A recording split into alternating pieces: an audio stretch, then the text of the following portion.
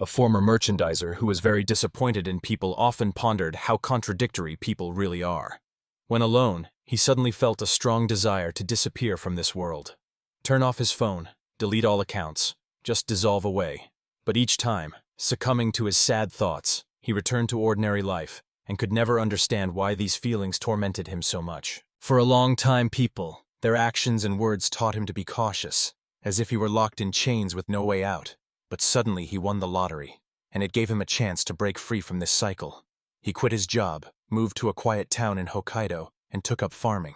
Then it seemed to him that this was the only right choice, suggested by time itself. He swore loudly, realizing he had entered some other world resembling a game. Unfamiliar landscapes, strange architecture, and bizarre creatures around only confused him more. Abruptly turning around, he shouted, asking what place this was. He sighed with relief and decided that for now, this was enough. Stretching upward as if yawning, he said, "Freedom is wonderful." His thoughts returned again to this strange world. Everything here was unusual and strange, but at the same time interesting. At first he was scared when he found himself here, but quickly decided that he would manage somehow. Fortunately, during this commotion, he was also moved along with the chicken coop and the tool shed. The eggs laid by the hens were edible, and the tools were perfect for gathering wild edible plants. So he realized that he would not have to starve anytime soon. And so, if it is about another world, then, of course, there is magic and superpowers there. He tried various spells and gestures, hoping that something would happen, and suddenly, evaluation. He tasted the fruit and information appeared before his eyes. It was a durian fruit. He realized that his ability really worked but had limitations. He could only analyze in detail what he was about to eat. Thinking about whether to try cooking this fruit with a magical herb called virgin, he became interested in whether something useful would come out. Seeing the monster, he immediately began luring it into a pre-prepared trap, retreating backward. He shouted loudly to attract the creature's attention and make it follow him. As soon as the monster fell into the trap, the hero joyfully exclaimed that everything had succeeded. The hero was glad that the trap worked and opened his character menu. There he saw that he had leveled up from 2 to 3. When he first leveled up from 1 to 2, he was very scared when he saw the status window, but now it no longer caused surprise. Still, looking at his new level, he was a bit disappointed. The third level seemed too weak to him. Defeating monsters, the hero could evaluate them.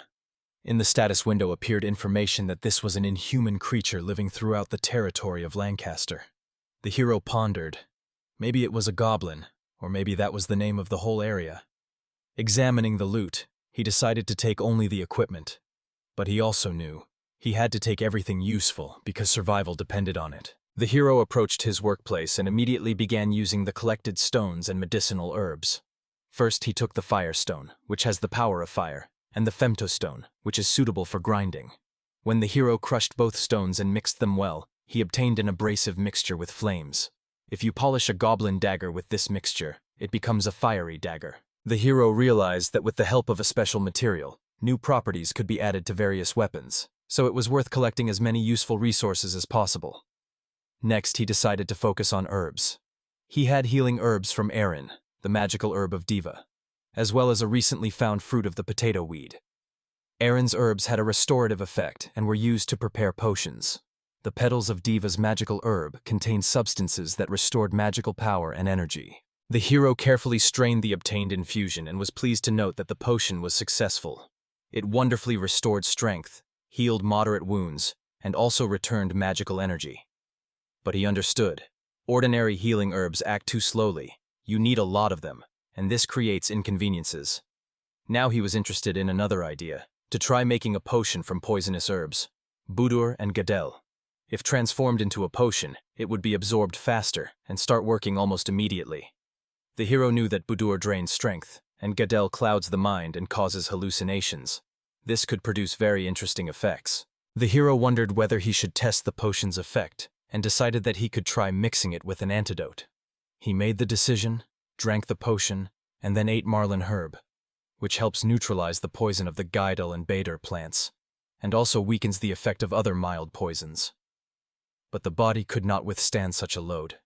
The hero fell to the ground. Sitting and regaining consciousness, he bitterly thought that if someone was watching him now, they would definitely consider him a real fool. The hero realized that the potion was actually a very strong poison and decided to use it in battle by coating arrow tips with it. Then he thought, what if these dug-up herbs with roots could be planted in ordinary soil and grown? Suddenly it dawned on him. This is not just poison, but a real lure. The hero noticed changes and said that the chicken's wings became shinier after he gave them a taste of some herbs. Interested, he touched one chicken and activated evaluation. It quickly became clear that the chicken had turned into a herb chicken, and its meat now had nutritious properties, restored strength, and even removed toxins. Impressed by such a change, the hero could not believe his eyes. Immediately, the thought came to him. What would happen if tonic herbs were combined with healing ones? The hero noted that it was good he had already cut up the chicken carcasses and put the meat to fry over the fire, having previously added healing herbs. When the first piece was in his mouth, he could not contain his delight and remarked how delicious it was. Enjoying every piece of fried chicken, he said that the chicken's life was not in vain. After burying the chicken remains, the hero made a small improvised grave, and with slight sadness noted that a part of this life would remain here. After that, he took a deep breath, gathered his thoughts, and reminded himself that he needed to go to the city and sell everything he had made. He understood that many things he could not create himself, like an ordinary Japanese, so he needed to earn money to buy them. Assessing the upcoming journey, the hero determined that the round trip would take 3 hours. It was quite a distance, but this did not stop him, and he was full of determination to reach the city. He said tiredly, barely moving his legs, that he was not used to walking so much, and his legs felt like wood. Seeing an old man with a horse, he wondered if it was possible to buy a horse in the city. Reaching the city gates, the hero approached the guard and confidently said that he was a merchant. The guard replied something, but the hero just blinked. He still did not understand anything. Showing his potions and herbs to the guard, the hero made it clear that he was a traitor, and he was calmly let through without even being asked anything. He did not yet know the local language, but did not see much need for it. He thought it would be enough to learn words like sell, buy, thank you, basic greetings, and numbers, and that would be sufficient for trading. With this confident mood, he moved further into the very heart of the city. In this city there was also the so-called Adventurers Guild, which the hero joined quite by accident. Inside the guild stood a bulletin board with announcements, and nearby was a cashier where one could learn everything about rewards and achievements. Entering inside, the hero immediately headed to the bulletin board and carefully began examining the tasks posted there. The main hero mostly caught long-toothed sea bass, so he had a choice. Either give up or find allies and fight together. Moreover, he did not understand the local language at all, which made things even more complicated. When he left the Adventurers Guild, he suddenly heard someone calling him. 2 people addressed him. One was a small trader, and the other was Margot, who sold weapons and armor. In the city, people like them were especially cared for. The hero greeted them, then took out and showed a fire dagger. The weapons dealer immediately became interested, opened his eyes wide, and loudly said he would buy this dagger. The hero immediately understood that weapons with unique properties were highly valued in this world. The hero decided to sell the fire dagger to Margot, which made the merchant's wife angry. Dislike flashed in her eyes. However, this did not affect the hero at all, as he could create more such daggers. Margot wanted to say something, and the hero, understanding the general sense of the conversation, realized that they were asking if he wanted to move to the city. But his answer was clear. He refused, not wishing to change his solitary life. He again had thoughts of giving up everything here, just like in his past life. He never knew when such a desire would arise. He got along poorly with people, and even after moving, this did not change.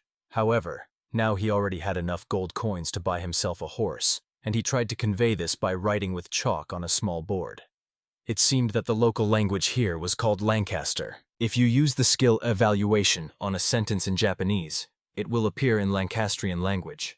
The translation took some time, but at least it was possible to communicate in writing. The merchant Sarasa showed that she was ready to help with buying a horse. The hero decided to rely on her. Sarasa went somewhere, leaving him slightly surprised, but he decided to wait, thinking it would be better that way. Lady Sarasa quickly turned around, leading the horse, which greatly surprised the hero. He handed her gold coins, took the horse, and rejoiced that it would be much easier to return home this way. When all the affairs in the city were completed, the hero said goodbye to the merchant Margot and Lady Sarasa.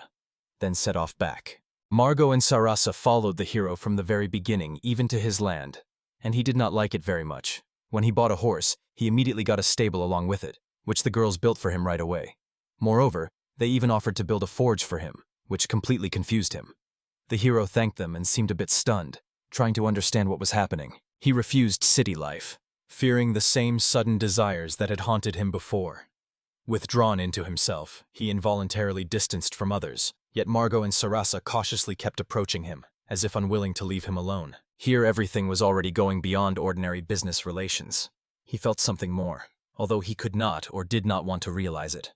However, he did not seek to create unnecessary ties that would be superfluous. He even began to have some plans and concerns, but he will definitely have time to truly thank these two later. The construction was completed, and the hero had already become a farmer merchant. His new horse Ronan also appreciated the stable and leisurely got acquainted with his new home. According to the project of Margot and Sarasa, merchants from Lancaster, a smithy and a stable appeared on his farm, as well as a chicken coop and a shed for agricultural tools. The hero noticed that he now had enough space to store all his belongings. He thought that now he could calmly forge and prepare elixirs without fearing monster attacks. To test the new possibilities, he began brewing a decoction, carefully boiling the magical herb virgin and the healing herb marina. The heroes curiously reviewed the results of his work and noticed that he had managed to create a new type of potion, a magical restoration with a medium-level poison neutralization effect, albeit in a small quantity. He thought to divide it, keep one part for himself and put the other up for sale. While inspecting the forge, the hero realized that now he could not only stockpile but also seriously engage in production. His blacksmith skills were top-notch, but he hesitated whether to expand the manufacture of weapons with special properties. However, before making important decisions, he decided to think about how to thank Margot and Sarasa. The hero pondered how to thank Margot and Sarasa, but did not know exactly what to do for them. Maybe treat them to something tasty or arrange a dinner. He even had salt. Maybe share it. Remembering the stores in Resta City, he recalled they mostly sold long-lasting products like dried meat or hard bread. Fresh products would definitely please everyone more. He thought he could use leafy plants as spices and divide the meat among the three. Considering the chicken as well, at least 2 would be needed for a full dinner. But if they ate more chicken, there would be fewer eggs, which were not only nutritious but also helped restore strength and even cleanse the body. Although the hero was a farmer and not particularly fond of hunting, he sometimes thought about catching some game, at least a rabbit. He calculated that he could manage it and noticed that one of his traps had sprung, so he quickly went to check and found that it was not an ordinary animal caught, but a real monster resembling a wolf, which was very timely. Having leveled up, the hero wondered if it was cheating to raise the level this way. At first, he used the appraisal skill and found that before him was a wolf monster found throughout Lancaster, and he thought this creature could make good food. The hero survived thanks to the guild's masterful disassembly because he lacked experience in processing the wolf. Now all that remained was to wait. To avoid boredom, he approached the notice board and began browsing quests. Among the tasks, one interesting announcement caught his eye. Chicken? No, this was a taming quest. But who is this cockatrice? The peacekeeping mission did not concern the hero at all, but suddenly the administrator of the Adventurers Guild named Dan approached him. The hero understood almost nothing of his words, only heard the name Kai. What could it mean? Should he follow him or not? The hero used the skill Assessment and found out that it was Dojo. The martial arts trainer turned out to be Kai, who greeted him as Keigo. Okuda, our hero, felt that something important might happen here. After the greeting, he wondered if he could learn some combat skills here, as he had long wanted to master self-defense techniques. The hero decided to thank first and quickly expressed his gratitude to Kai. Watching how the dojo master broke the mannequin with one strike, he tried to imagine how powerful that strike was. Leader Kai extended the wooden sword, showing that the hero could try. He took the weapon, assumed a fighting stance, and the sword in his hands lit up. After that, he struck the mannequin. The hero acquired a new skill. Strike. Thanking Kai on his way out of the dojo, he noticed a sign and decided to translate the writing. It stated that due to the large number of adventurers killed by monster attacks, martial arts master Kai teaches beginners combat techniques for free. The hero was impressed by the power of Master Kai's strike and realized that such techniques could be very useful if practiced well. He thanked fate for the visit to the dojo, opening the opportunity to gain skills not only for evaluating items. After gathering ingredients for food to thank Margot and Sarasi, the hero set off home. On the way home, the hero noticed a stone statue of a goblin, and then his gaze stopped on a cockatrice. Realizing it could be dangerous, he signaled the horse to go faster. Running into the shed, the hero hugged the chicken and, sitting by the door, trembled with fear and cried. When he heard a knock, he flinched. But then he thought, what if it's a person? The hero fearfully opened the door and, seeing a pile of Sarasu before him, tightly embraced her, unable to hold back tears. From relief, he cried even harder. The merchant's wife, hearing his sobs, asked once more if he was afraid of something. The hero continued to cry until he noticed Margot and another man unknown to him nearby. Gradually, he began to calm down, feeling awkward. He did not want to appear so pitiful before a person he was seeing for the first time. Margot remembered the basilisk, and the hero recalled the task. He wondered whether Margot, Sarasa, and the stranger who looked like an adventurer would tame this creature. Gradually calming down, he decided to simply trust them. The hero did not know what was happening around, but understood that he could help. He prepared and delivered weapons and medicines that he had gathered in advance. Having handed over everything necessary, the hero watched as Sarisa showed a drawing with a plan on how to calm the basilisk and explained the next steps. The hero asked in surprise if they really wanted him to shoot with a bow. He did not understand why he had to take part in all this fuss with taming the cockatrice. After all, he had recently worked in a trading company in another world. In this world, which seemed like a game to him, risking his life was completely illogical, even if he was asked to do so. Margot, Sarasa, and an unknown traveler tried to encourage Keigo to believe in himself. They said it would be safer together and assured him they would not let the cockatrice hurt him. Keigo understood that if he gave in to fear and did nothing, nothing would change. He also realized that surviving alone would be almost impossible. Therefore, he began preparing to defeat the cockatrice, because he very much hoped to return home alive. Seeing the basilisk, the hero was amazed at how huge it was.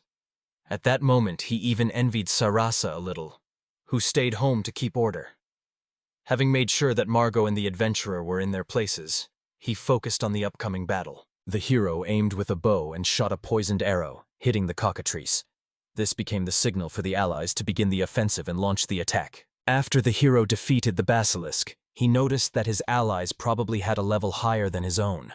At that moment, the monster noticed the hero, began preparing an attack, and he realized he would not have time to dodge the blow. The adventurer pushed the hero just in time, and thanks to this, they managed to partially avoid the cockatrice's attack. After the basilisk attack, the hero noticed that his body was gradually turning to stone. At that moment, Margot, defending the adventurer, and Kikaku loudly reminded them about the antidote potion. Realizing that immediate action was necessary, the hero took out the potion, gave it to the adventurer, and hurriedly drank his own. Margot pressed cockatrice's snout to the ground, and the hero realized that without a double counterattack, he couldn't manage. Although he had little strength left, he still had a chance. If he attacked simultaneously with the adventuress and used the strike skill, they could win.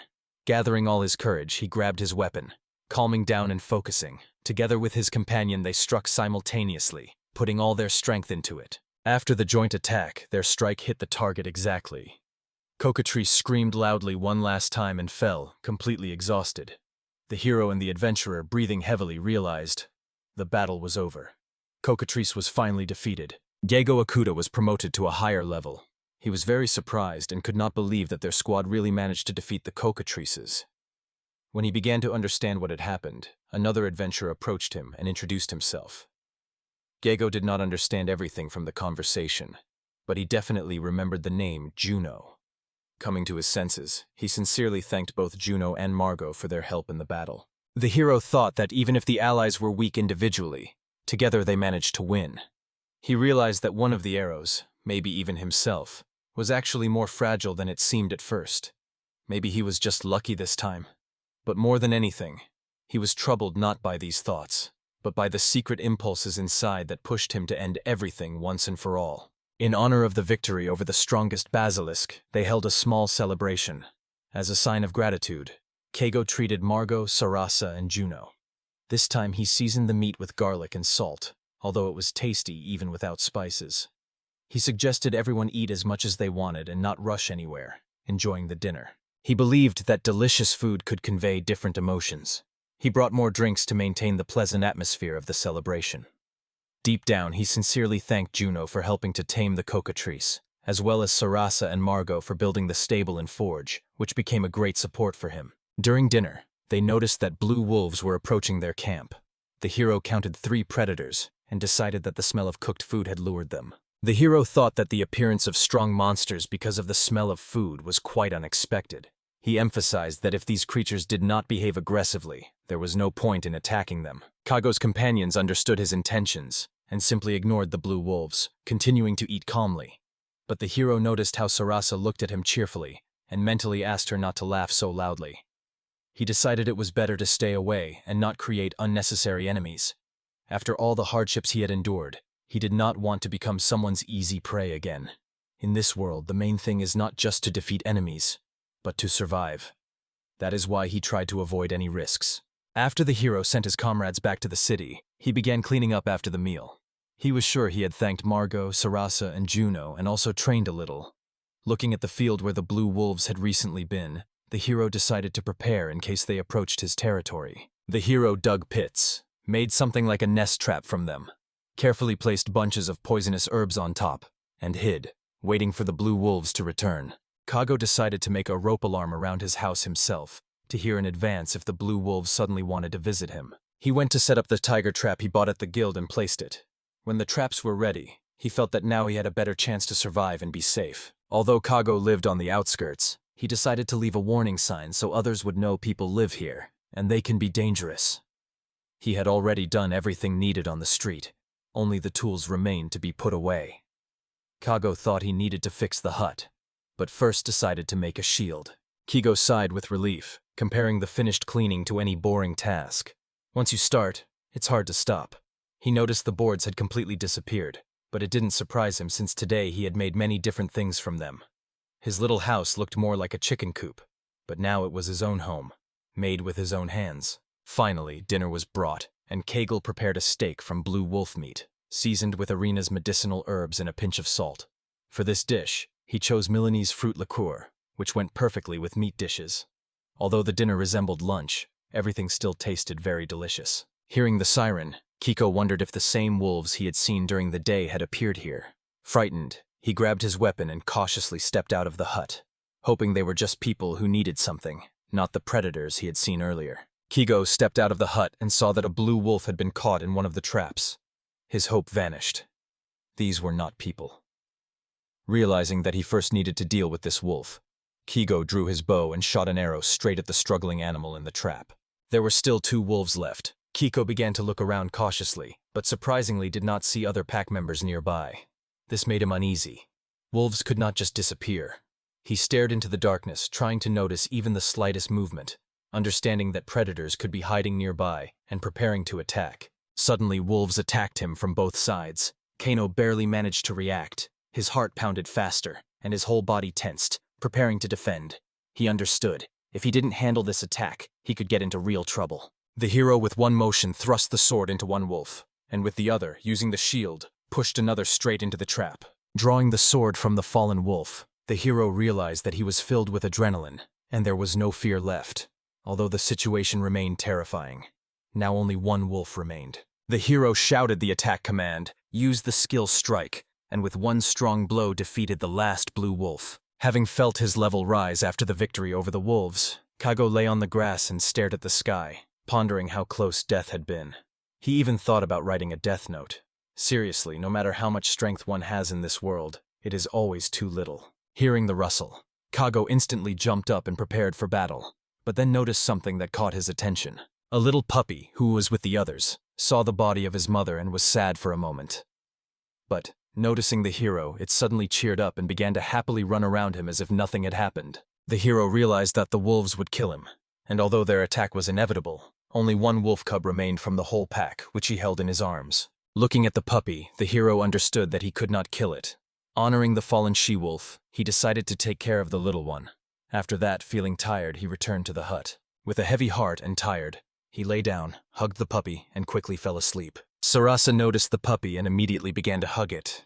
The hero, seeing this, quickly warned that the wolf cub was not for sale. It seemed the little one really liked her. Skinning 3 wolves turned out to be difficult, So he asked Sarasa and Juno for help, and also used the appraisal skill on the blue wolf's fang. The hero learned that it could be used to improve weapons. The hero sold everything that remained from the wolves. Although they wanted to eat him, he still made a profit from it. Upon waking, he used the appraisal skill on the puppy. It turned out to be a rare species of ash-colored wolves, and its fur was very different from the usual. The hero believed that if the wolf cub grew up among people, there was a chance it would not attack them. But he also understood, if the beast, once grown, harmed people, he would be the one responsible, and might even have to kill it. He thought that if the wolf cub learned how its parents died, a thirst for revenge might awaken in it. The laws of this world are very harsh. The strong eat the weak. But the hero decided to do everything to raise the wolf cub differently. The hero decided to sew himself a cloak from the fur of an ash wolf. He liked this color, and he also thought that the wolf cub would recognize him by the scent of the fur as its own. Sending his companions back to the city, he stayed alone with the puppy and began to think about what to name it. The hero chose the name Ash. This puppy became the first living being he could call his family in this new, unfamiliar world. The realization hit him like a heavy burden. A new page of life, new trials, new responsibility. Keigo understood that a difficult path awaited him ahead. The hero quickly called the puppy, trying to stop it. Ash wanted to grab a chicken and had already managed to disturb the seedlings. From that day on, he no longer had time for sadness. He promised Ash's parents that he would take responsibility for his upbringing. Ash got all dirty into the mud again today. The hero sighed, looked at the puppy, and thought that if this continued, the water would soon run out. Then he remembered that Margot had left some ingots and decided to see what could be made from them. After several attempts, he managed to give them some shape. All this had to be crafted for a long time, but finally everything was ready. The bath was already heated. The hero realized with relief that he could finally bathe in warm water. Since the time he arrived in this world, he had only been able to wipe himself with cold water. And now, thanks to the new water supply system, it was possible to draw more water. Inspired, he exclaimed. The hero was pleased that it was spacious and calm here. The air seemed amazingly fresh. In the city, he usually bought water, but drawing it here from the lake was much easier. Looking around, he noticed some strange monsters nearby that he had not encountered before. However, as long as they did not show aggression, there was nothing to worry about. The hero turned to the puppy and happily said that they would soon get water. But Ash suddenly tensed, and Keigo also felt danger. A sudden blow made him instinctively raise his shield, but the force of the attack was so great that he fell into the barrels. Swearing at all this, he tried to quickly gather himself. The hero immediately understood that he was dealing with a water monster. While he was trying to recover, Ash rushed forward and bit the monster on the back. Without wasting a second, Keigo drew his bow and shot a poisoned arrow straight into the monster's knee. The monster was distracted when the arrow hit its knee, and Keigo took advantage of this, quickly cutting off its head with his sword. Immediately after the victory, he felt a wave of energy. The level rose again. But, despite the ease of victory, Keigo understood well. This was only possible thanks to Ash. Using his ability to evaluate, Keigo learned that the defeated monster was called Murnum, a water monster that possesses water magic. He wondered if the blow he received was a water spell. If not for Ash's warning, he might not be standing here anymore. Meanwhile, Ash ran up to Keigo, holding something in his teeth. Assessing the find, Keigo realized it was a scale of the Murnum. It turned out to contain the magical power of the water element, and could serve as a material for spellcasting and transferring water magic. After Keigo praised Ash for his agility and help in battle, he decided that this wolf pup was now not just a pet, but a true partner. KJ, playing a symphony for Ash, noticed how the wolf pup listened attentively and clearly enjoyed the melody. Seeing such a reaction, he continued playing, glad that his music brought joy even in this new world. Later, during bathing, he played a little more with Ash in the bath. This moment seemed especially warm to him. Although their life had many difficulties, it was these simple joys that helped him overcome all hardships. Keigo understood that he needed to become stronger to protect Ash, but he was worried whether the wolf pup was getting enough nutrients from the food. He fed him herbs and eggs, but doubted if that was enough for normal growth. Ash was very cute, but still remained a wolf. Simply buying food for him was not enough to raise a true predator. Keigo often went to the city for dried meat, but each such trip was risky and difficult. In this new world, even ordinary tasks became a real challenge. Keigo decided to avoid unnecessary fights. Today, he was convinced that in this world there are monsters that possess magic. Defense alone against them is not enough. He needs to figure out how to attack them effectively. He wondered if he should find a stronger weapon to counter such threats. But these thoughts seemed too exhausting. Maybe it was better not to think about it for now. If there was no one around, he could only rely on himself. Keigo perceived meeting Ash as something destined by fate and really wanted to believe in it. Deep down, he was confident that he could protect the wolf pup and live peacefully despite all the difficulties of this world. Now they could take hot baths whenever they wanted, but Keiko still felt anxious. She sighed, realizing that nothing would change until everything dried. Keiko looked at the clothes she bought in the city. Every time she wore them, she clearly realized she was in another world. It was hard to concentrate because of the nerves, but at least they managed to get water. Now only remained. Today, Keigeko decided to make a weapon. He took up the task with great inspiration, although he understood it would not be easy. For the last few days, he had been training in smithing, working with metal scraps. Now he wanted to successfully repeat everything several times to be confident in his skills before taking on the ash and wolf fangs, a rare material that Juno had obtained for him. When he began melting and using iron ingots, Keigeko noticed that they were much more expensive than the metal fragments he had worked with before. Finishing the work, Keigo exhaled with relief and proudly looked at his creation. He wanted to show the sword to Ash, but the latter was fascinated by chasing a butterfly and did not even pay attention. Keigo smiled and began to improve the handle. Using the evaluation skill, he learned that the weapon he made was called the Wolverine Sword. It was a blade made of strong, valuable steel, reinforced with the fang of an ashen wolf. Assessing the result, Keigo thought that the sword sounded really impressive. Keigo confidently thought that with such a weapon, he would definitely be able to protect Ash. Then he remembered the scale of Murnum and the Firestone, which he had recently found. He decided that they could also be used and began to think about how to do it. Carefully crushed the scale and the stone, mixed the resulting powder and hoped it would not explode. When nothing happened, he breathed a sigh of relief. But the hardest part was ahead. He needed to try the mixture for taste to activate the evaluation. As soon as Keigo tasted this powder, his tongue seemed to tremble, and he exclaimed in surprise. Activating his analysis ability, he finally understood what he was dealing with. It was the powder of the terrible thunder, which could imbue a weapon with the effect of lightning. Realizing that the combination of fire and water really creates an electric discharge, he immediately decided to test the powder on the Wolverine sword. Carefully rubbing the blade with the new agent, Keigo once again used the analysis ability to check the result. The hero carefully examined the result of his work. The Thunder Wolverine sword was forged from solid, strong iron, reinforced with the fang of an ash she-wolf, and charged with lightning energy. Looking at his work, he felt pride as if he had truly created something incredible. Only one thing remained: to wrap the handle with insulating material so that the sword could be safely held with bare hands. After completing all preparations, the hero looked at the sword with satisfaction and, addressing Ashen, said that the new weapon was finally ready. But looking back at the wolf cub, he saw that he was already sound asleep, not waiting for the work to finish. The hero thought about using magic, but realized that first he needed to strengthen his defense and improve his shooting skills. Experienced mentors helped him with this. Since he decided to protect Ash as a father and partner, he had to constantly become better at defending himself. Moreover, relying only on shooting was dangerous. The poison could run out someday. That is why he decided to train with Master Kai to learn the basics of effective defense in battle. The hero asked if he could keep the bow, and when he was allowed, he thanked. Kai drew the bowstring, aimed at the mannequin, and released an arrow that glowed before flying. Keigo was impressed to see how strong his teacher was. He knew that Kai was talented but did not expect such mastery from him. Kai called him and offered to try this technique. Kei answered yes, focused, and tried to repeat the teacher's movements as accurately as possible.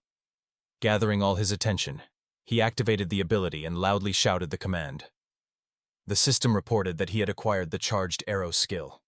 His shot was successful, but Keigo understood that mastering this technique perfectly would require much more training. Kai addressed Kaga and said it was time to train defense. He reminded that this required not only strength but also courage to face the opponent.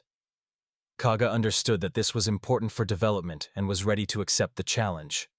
Without hesitation, he rushed forward, but the blow was much more powerful than he expected. His attack hit Kai's defense, and Keiko was impressed. It seemed that it was as strong as steel. Inspired by this, Kaga prepared for a counterattack and activated his strength ability to test how much his own defense would withstand next time. After the blow, Kigo could not stay on his feet and fell on his back. However, even through the pain, he suddenly felt that he had understood something new. He had learned the endurance skill. Now all that remained was to continue training to become even better.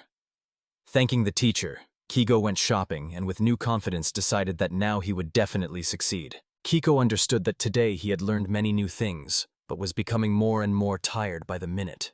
He knew, if he wanted to become stronger, he needed to train even more. At that moment, Sarasa called him and handed over the cloak he had ordered.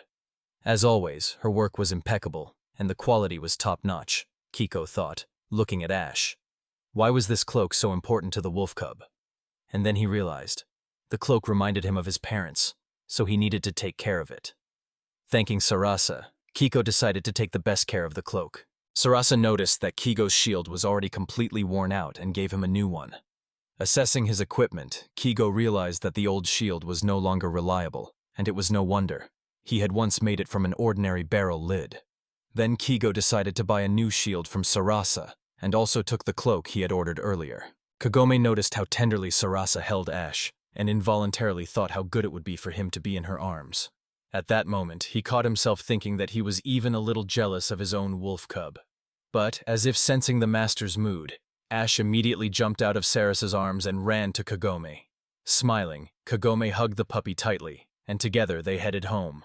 Kigo tried on the cloak again and decided that it really looked cool. He noticed a convenient pocket for a flask inside, and remembered that he still had some powder from the Mornum scale left. Kigo wondered if he could add another element to the armor. After conducting a small experiment, he finished the enchantment and saw the fabric glow with a soft light. Checking the result using the recognition skill, he was convinced that everything had succeeded. Ashen Wolf Cloak, Fire Resistance. Thanks to the water element enchantment, the cloak now protected against fire. Enchanting his armor with the water element, Kigo became better protected against fire. He understood. It was better to have at least some advantage than to be completely defenseless. After thinking, he decided that he also needed to enchant a shield. This opened up new possibilities for him. Looking at Esh, Kigo firmly resolved that he would definitely protect him. A lot had happened in the last few days, and Kigo realized that without a partner he was still too weak. During shooting practice, Kago realized that it had already become a habit for him. Suddenly Ash started making noise, and Kago got distracted. Turning around, he saw a group of people in strange clothing. Among all the people, Kigo immediately noticed Margot and Juno. They looked very dissatisfied. This made him wary. Looking at the man who was sitting on a horse and leading the group, Kigo immediately understood that he was an aristocrat in the company of adventurers. But he still couldn't understand why such a person would need him. Kigo, understanding his guilt, still felt relief that his loved ones remained unharmed. Bowing before the grave, he quietly spoke a few words, placed a flower, and, bowing his head, immersed himself in prayer. Some time ago, Kago again asked him with distrust if they would go together to the forest dungeon, but he immediately refused. He reminded that he was an ordinary villager near the city and had no intention of risking his life. He said, after all, isn't an aristocrat with so many soldiers able to handle a few monsters on his own?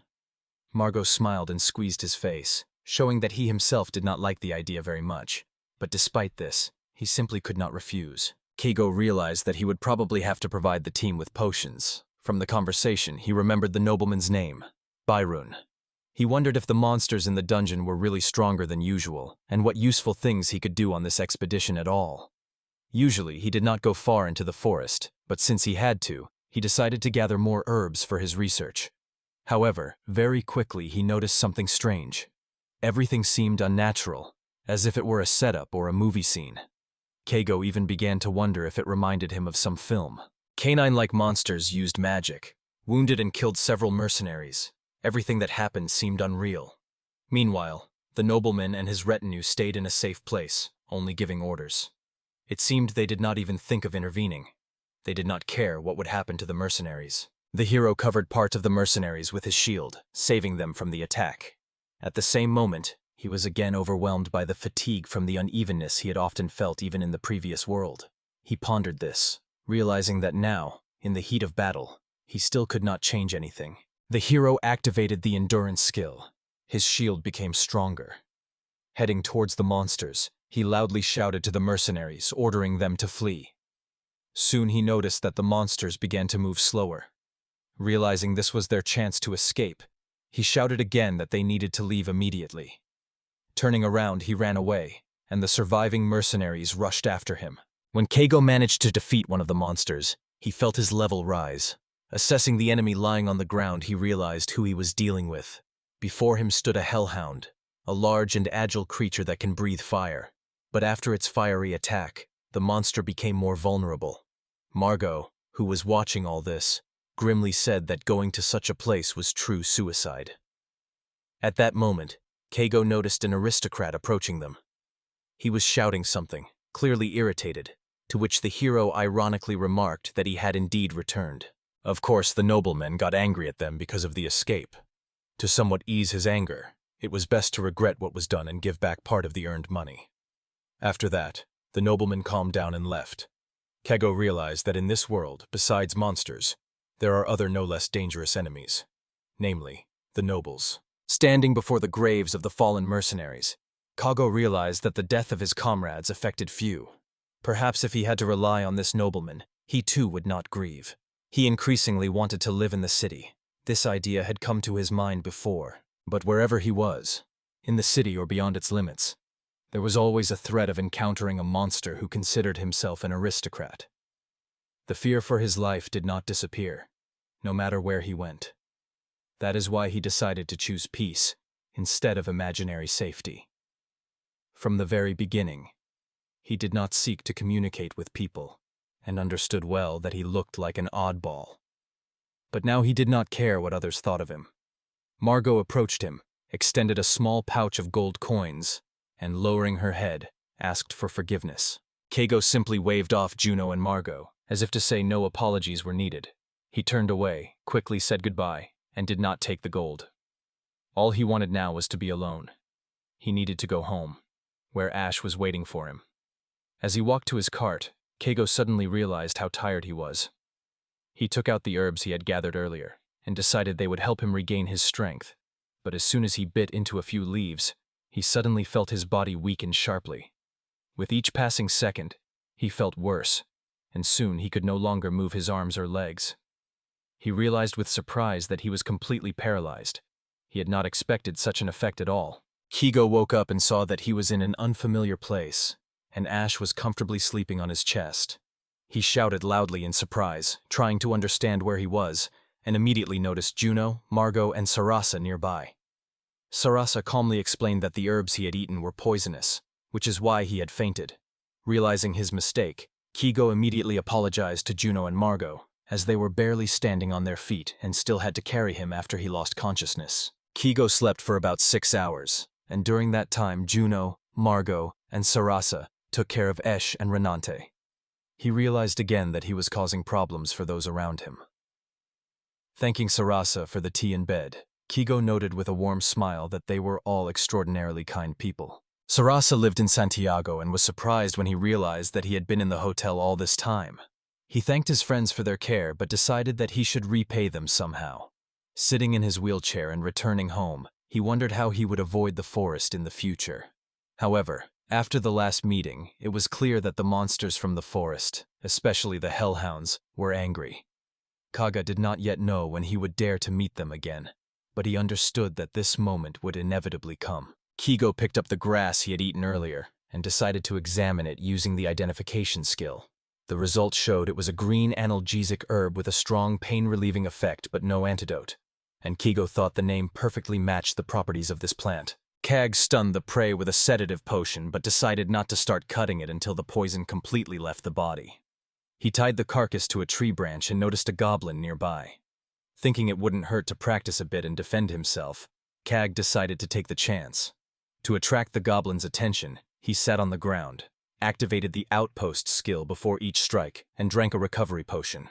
The goblin gradually grew tired and weakened. Eventually the goblin ran away, and Kago didn't even chase him. He never chased those who fled. He tapped the shield contentedly and felt himself growing stronger. Remembering that the wolves hadn't attacked for a long time, Kago looked at Ash with interest, who was sweetly dozing on a stump. Kago smiled, petted his friend, and enjoyed the peaceful moment. When Kago finished work, he gladly noted that he had finally completed the fiery daggers. Besides them, he still had items for sale, and had also prepared a supply of dried venison.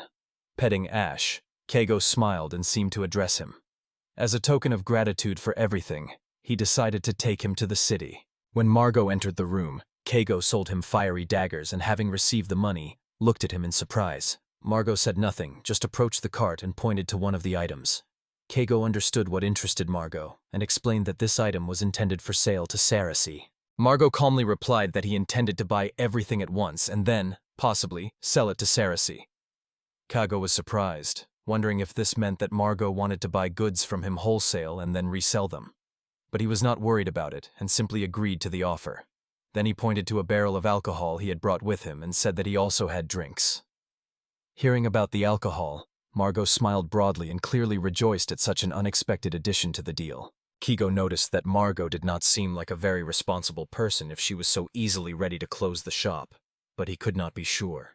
Soon his attention was drawn to Juno, who approached and asked Margot something, and it turned out they planned to invite Sarasu as well to relax together that day. When the table was already set and everyone was slowly enjoying the drinks, Sarasa suddenly took out the chicken, meaning it was time to prepare shashlik with vegetables. Kago immediately got to work, carefully cutting the meat and vegetables, and began threading everything onto skewers. Soon the appetizing smell of grilled shashlik filled the air, and everyone became even hungrier. He has been through a lot since he came into this world. Death is always nearby, but he could still smile confidently, just like the three beside him. Confidence? Kago pondered this, but seeing Ash reaching for food, he handed him a piece of dried meat. Now he felt safe, and that was enough. Kago raised his eyes upward and noticed how beautiful the sky was without skyscrapers, all covered with stars and illuminated by a bright moon. He stretched, feeling his whole body ache, and thought it was because of the night spent in the carriage. But when he looked at Ash, he was convinced he was fine. Smiling, he petted his fluffy fur and warmly said how cute he was. Remembering that it would be good to get some water for bathing before the trip home, Kago suggested it to Ash. Hearing a joyful bark in response, he nodded and quickly gathered enough water, noting with satisfaction that everything was ready. When the water was finished, Kago said everything was ready and suggested Ash set off. But just as they were about to leave, he heard a quiet growl. Looking where his faithful friend was looking, Kago expected to see Murnum.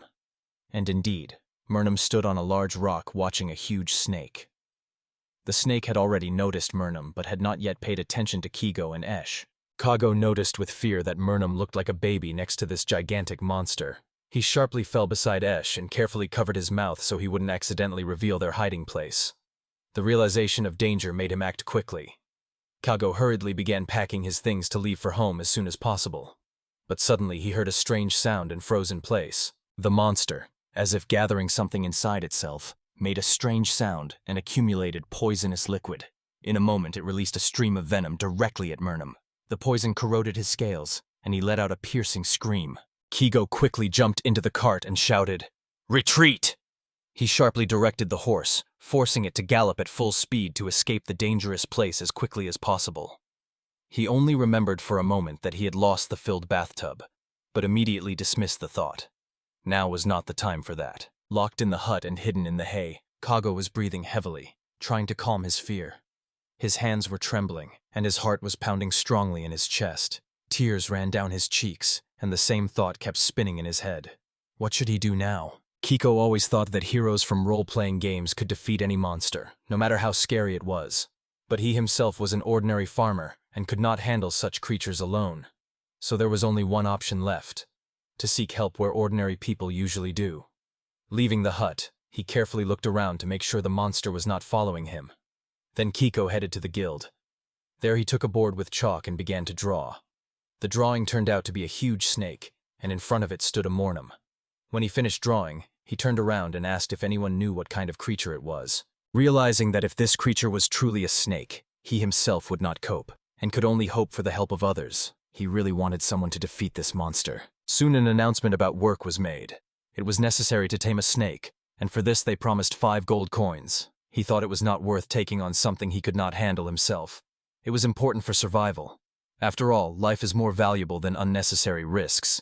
So he decided to focus only on what he could realistically do himself and avoid unjustified danger. After a few days, Kigo felt tired. Digging the ditch turned out to be very exhausting.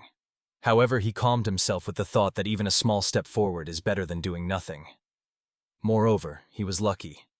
An experienced team of adventurers responded to his announcement. They not only agreed to help, but also somehow found his missing bathtub. Kigo knew that in such situations it was best to turn to adventurers. That was right. He did not want cockatrixes or hellhounds to attack his house from the forest. So he decided, from now on he would entrust the protection of his home to adventurers. Looking around, he thought he hadn't approached the water for a long time. Returning to Ash, he said he was going to empty the bathtub. But then he noticed that the dog was acting strangely, froze, and cautiously asked what was going on. As soon as Keigo asked his question, Ash suddenly disappeared somewhere, and Murnum appeared from the water. Keigo was momentarily startled, but, seeing who it was, immediately sighed with relief. Fortunately, it was only Murnum before him. He did not want to fight at all, but since the opponent was in front of him, there was no particular reason to worry. Moreover, it was a good chance to test one of his ideas. Squinting, he drew the bowstring and shot an arrow with a sedative into Murnum's shoulder. As soon as the arrow hit Murnum in the shoulder, the creature immediately began to weaken and slowly fall. Kag did not hesitate. He approached and with one precise strike cut off its head. Examining the prey, he noticed, although Murnum's appearance was strange, inside it resembled a fish. So Kag wondered, maybe it could be eaten. But now was not the time for that. First, he had to start processing Manamahahi Blan. As expected, Murnums were in high demand as an ingredient for potions. Keigo decided to take the opportunity and asked her to show how to properly remove the skin from a monster to avoid mistakes next time. He wondered if it was possible to determine the properties of ingredients by taste, but realized the painkiller had not fully worn off, and it would take 6 hours for the effect to end. Moreover, he had received a new batch of Murnum scales, which reminded him of the forge. His enchanted daggers were already burning, which was very convenient for survival. But he thought, what if he cast a water spell on the dagger? Keigo was examining the new enchanted dagger with interest, activating his appraisal skill. Drops of water dripped from the blade's tip. He frowned, pondering, because at first glance it was ordinary water. Then an idea occurred to him. If you stuck the dagger into a bottle, you could collect clean drinking water. This property seemed very useful in everyday life, even if it would hardly help in battle. Kiko wondered how long it would take to fill an ordinary barrel, since he needed to water the fields and give the livestock water. He understood that a lot of water was needed, but now he had a new source. Thinking it was worth making a few more such daggers, for sale and for himself, he immediately came up with what to do next. After bathing, Kiko noted how pleasant it was to feel the warm water and eagerly awaited when he could fill the tub again. But he did not have long to rest. It was time to start cooking. The Murni meat turned out very tasty, so Kigo still decided to fry it just to be safe. Ideally, white wine would go well with this dish, but a fruity ale also suited it nicely. The meat tasted like white fish, only local from this world. Looking around the pond, he saw many different animals and fish, a true paradise for a cook. However, Kigo stopped himself in time, reminding himself that these were the hunting grounds of those very snakes. If you want to survive, it's better to stay away from such places. Kigo sighed, realizing he was arguing with himself again. But that no longer mattered. The main thing was to earn some money to place a new order with the Adventurers Guild if needed. He turned to Ash and suggested going to the city the next day to sell the new daggers. Kigo was especially interested in the water dagger, which could release water, a very convenient thing in everyday life. He decided to sell 2 daggers to Sarasa and 2 more to Margot. But as soon as Kigo said this, Margot immediately shouted that he wanted to take all 4. A quarrel began between him and Sarasa, each trying to convince Kigo to give the daggers to him.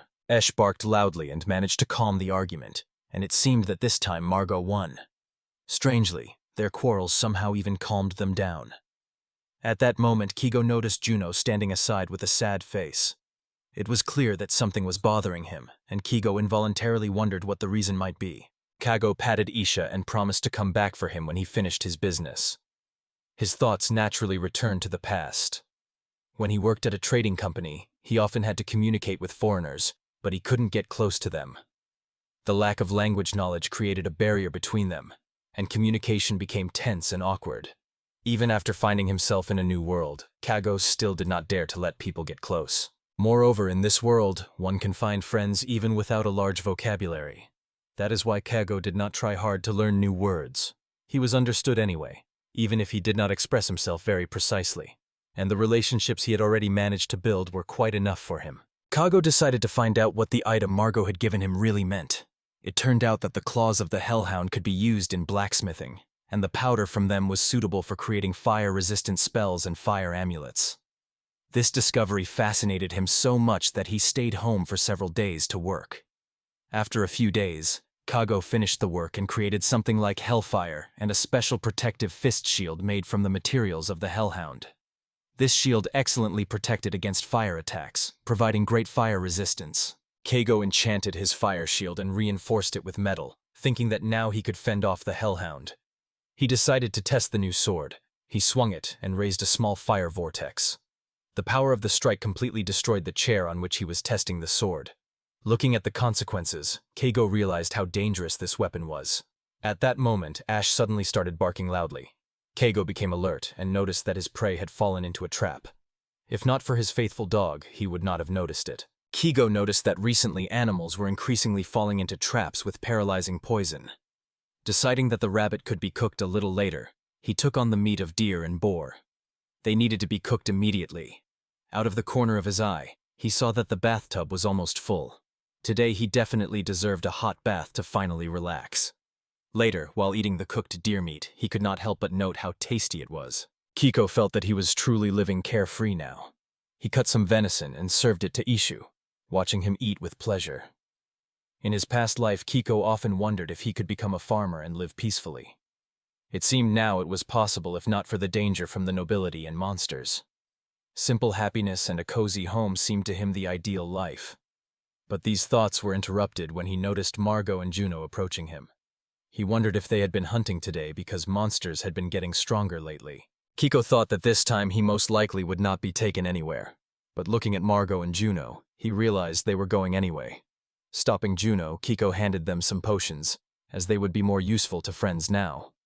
Juno thanked him and nodded gratefully. Kago noticed that Margot did not go with Juno and wondered why.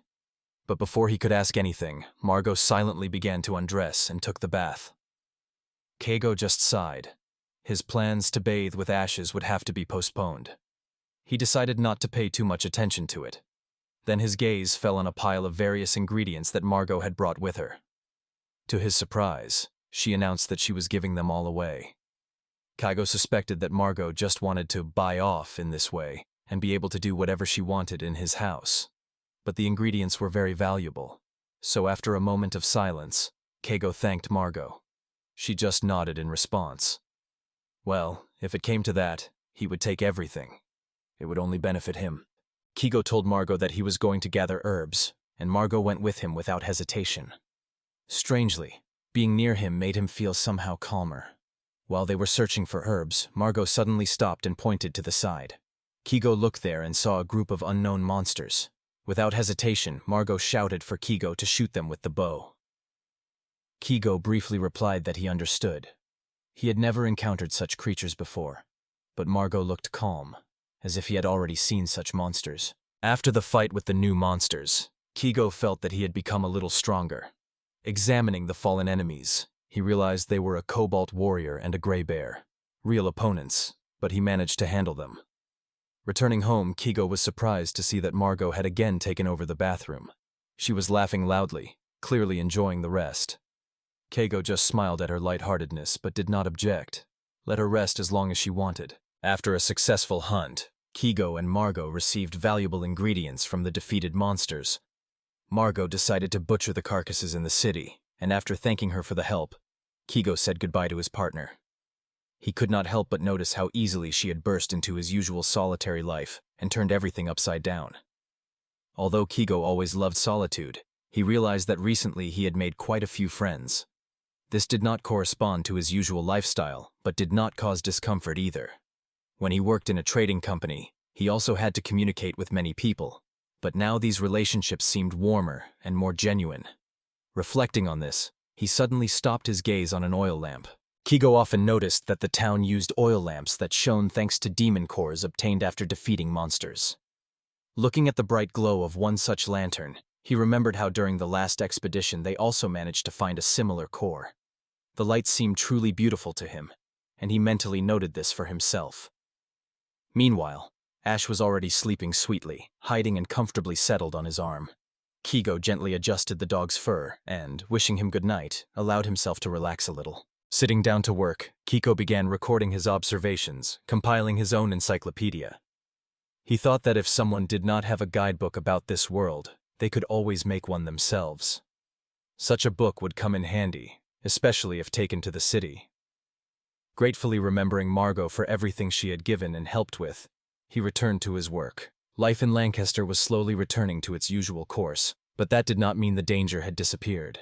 The threat still hung over him, reminding him that peace could be temporary. Kigo used the skill Endurance to soften Murnam's blow and push the enemy back a little. At the right moment he used Hell Roar, but unfortunately it had no effect on the monster. Realizing that the magic of his sword had no result, Kigo decided to act more simply. He struck a direct blow, but even this time he could only push Murnam back a little. Kigo defeated the Murnam with a single precise strike. It was becoming easier for him to fight these creatures because he was thinking about the interaction of different properties. He noticed. Water element attacks penetrate fire-resistant armor, but fire can do nothing to water opponents. Although Kigo tried to avoid unnecessary fights, understanding the magical properties of this world was very important. Therefore, he decided to conduct a few more experiments with water element Murnams to better understand how the elements work. Besides, it helped replenish supplies of valuable scales and meat. Today's catch especially pleased him. When Kigo closed the cart, he suddenly heard a strange noise. Looking around, he noticed a snake crawling straight towards him. Realizing it was dangerous, he instantly jumped into the cart and, without wasting time, ordered the horse to run forward quickly. Throughout the journey, Ash kept barking at the snake, trying to scare it away. Kigo realized it was better not to provoke such a dangerous creature and called the dog to himself, hoping to avoid unnecessary problems. Returning home, he immediately hid in the hut and locked the door. Hiding in the hut, Kigo quietly repeated to himself that he had made a mistake. The recent victories over the Murnams had relaxed him, and he completely forgot about a much more serious danger, the snake wandering nearby. He prayed that this monster would not find his hiding place and would not appear at home. Because of these anxious thoughts and strong fear, he could not sleep a single minute all night. When Kago returned to the Adventurers Guild, he updated his order, increasing the reward for taming the snake. While making changes, a thought briefly crossed his mind. It would be good to strengthen the defense in this area and set more traps around the house. He had already sent a request to destroy the monster, but felt that might not be enough. What else could he do to protect himself? Kago brewed the Jabelska poison together with the poisonous glands of the Cocatrix, which Margot had given him. But when it was time to try this mixture, Kago hesitated. It was scary, but without testing, he would never know how it worked. Hoping the antidote would help, he dared to take a sip. Immediately, without waiting for the consequences, he took the prepared antidote. However, it did not work completely. Strength instantly left Kago, and he fell to the floor, unable to get up. Ash, seeing his master was unwell, started barking and tried to bring him to consciousness. After drinking another dose of the antidote and overcoming weakness, Kigo finally regained consciousness. Assessing the situation, he realized he had received a very dangerous poison, even a drop of which could kill him. This discovery took his breath away. Kigo hugged Ash, who had been pacing nervously back and forth, and tried to calm him down. Stroking his faithful friend's fur, he quietly apologized for making him worry. Kigo hoped that this poison would really scare off the snake. His voice sounded like a plea. Let it work. Although the preparation was far from perfect, he did everything he could. He set traps, invented medicines, thought through various defense options. He ran his hand over his forehead, trying to gather his thoughts, but his head was still spinning after testing the poison. He only hoped the snake would not appear in his home. After a sleepless night of fear, Kago was completely exhausted. His body did not obey him, but he still forced himself to get up. Finally, morning came, which meant he needed to take care of Ash. Returning to the dog, he was about to feed him, but suddenly the dog barked loudly. Kago felt a chill inside. Something was wrong. Grabbing his weapon, he tensed and began to listen to the surrounding sounds. Fear gripped him, but Keigo understood. He needed to find out what had happened. Keigo froze when he saw the snake. He immediately realized that chances of survival were almost none. His heart was pounding wildly, and his legs seemed rooted to the ground. A thought flashed in his mind to run away, but he understood that it was unlikely to help. Keigo was already saying goodbye to life and preparing to flee, when suddenly, a group of adventurers appeared before Keigo and Ash, standing between them and the snake. Without wasting time, the warriors rushed into battle. Some cast spells, others cut the snake with swords. The ground trembled from strong blows, magic flashed in the air, and the snake, hissing fiercely, lunged at the attackers. Keigo was stunned, and could not take his eyes off the battle unfolding before him. He understood this was his only chance to survive, but his body did not obey. Fear paralyzed every movement. Ash, pressing his ears to Keigo's head, growled quietly but did not leave his master. Keigo dropped to one knee in confusion, holding Ash tightly. Chaos reigned in his mind. He tried to understand what was happening, but around him there was only battle, flashes of magic, and muffled strikes of weapons on the dragon's scales that confused him even more. He clearly understood only one thing. He did not belong here. It was better to let the real heroes do their job. But at that very moment, the dragon began preparing an attack. Its body tensed, and ominous steam came from its jaws. The dragon was about to spit poison that could corrode all living things. The man who fought hand to hand managed to raise his shield and partially protected himself from the dragon's poisonous attack. The poison in the form of vapors enveloped his defense, but the barrier withstood the blow. Without wasting time, he turned to the two mages who had come with him and loudly called them for help. The mages immediately reacted, began casting spells, and the dragon, as if sensing danger, tensed its huge body again, preparing for a new attack. The mages concentrated all their power, and together released a spell that resembled a fiery tornado. The flames rose into the sky, completely engulfing the giant dragon. Within seconds, its skin began to char, then crumbled to ash. The heat was so intense that even Keigo, who stood aside, instinctively covered his face with his hand.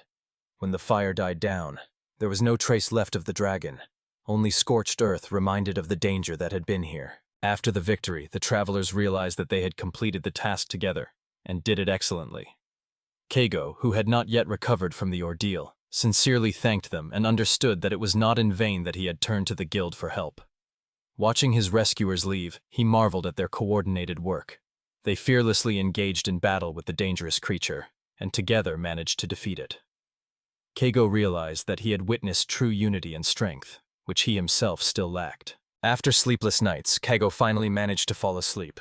Waking up and going outside, he was finally convinced that everything had really happened and was not a dream. True chaos reigned around. There were traces of the battle with the dragon everywhere, and all the defenses he had prepared proved useless against such an enemy. The realization of how close he had been to death made him hold his breath. But despite all the fear and horror of what had happened, Keigo was alive. Alive were both he and Ash. That was the main thing, Keigo thought, surveying the destruction. Suddenly he heard someone calling him. Margot and Juno arrived from the city. They apparently learned from the guild about the dragon's appearance and were very worried, so they hurried here, concerned about Keigo. He tried to behave calmly and assured them that he was fine, thanking them for their care. But before he could finish speaking, both friends rushed to him, hugged him, and sincerely rejoiced that he was okay. Their relief and care were genuine. Keigo was momentarily confused and did not know how to react. But eventually, he exhaled and allowed himself to relax, realizing how wonderful it was when someone cared about you. Margot took a bath and relaxed, enjoying the warmth of the water. Meanwhile, Keigo poured a drink for Juno, who gratefully accepted it. Although they disturbed his peace, he thought that maybe it was not so bad. After all, it was cozy and familiar next to them. Keigo sat beside him, looked up at the sky, and dreamily gazed at the stars shining above him like an endless canvas. The name Ash was given to him by his owner. This wolf cub grew very slowly on the second level, all because of the uniqueness of his species. Ash hardly ever left his owner, always following him. Even when he fell asleep, he lay nearby because he believed that the best and safest place to rest was at his owner's feet. Ash loved meat the most, especially the kind his owner gave him. It was very tasty. Besides him, the owner also had a horse named Rosianta and a silly chicken. but he could not eat the chicken.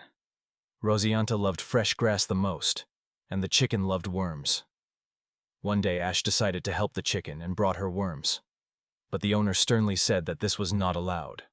If it was not allowed, then it was not allowed. Because Ash was an obedient boy. Ash was always near his owner and followed him everywhere. Every day brought something new. Where would they go today? One day a terrible monster attacked the owner, and then Ash barked without hesitation to scare it away.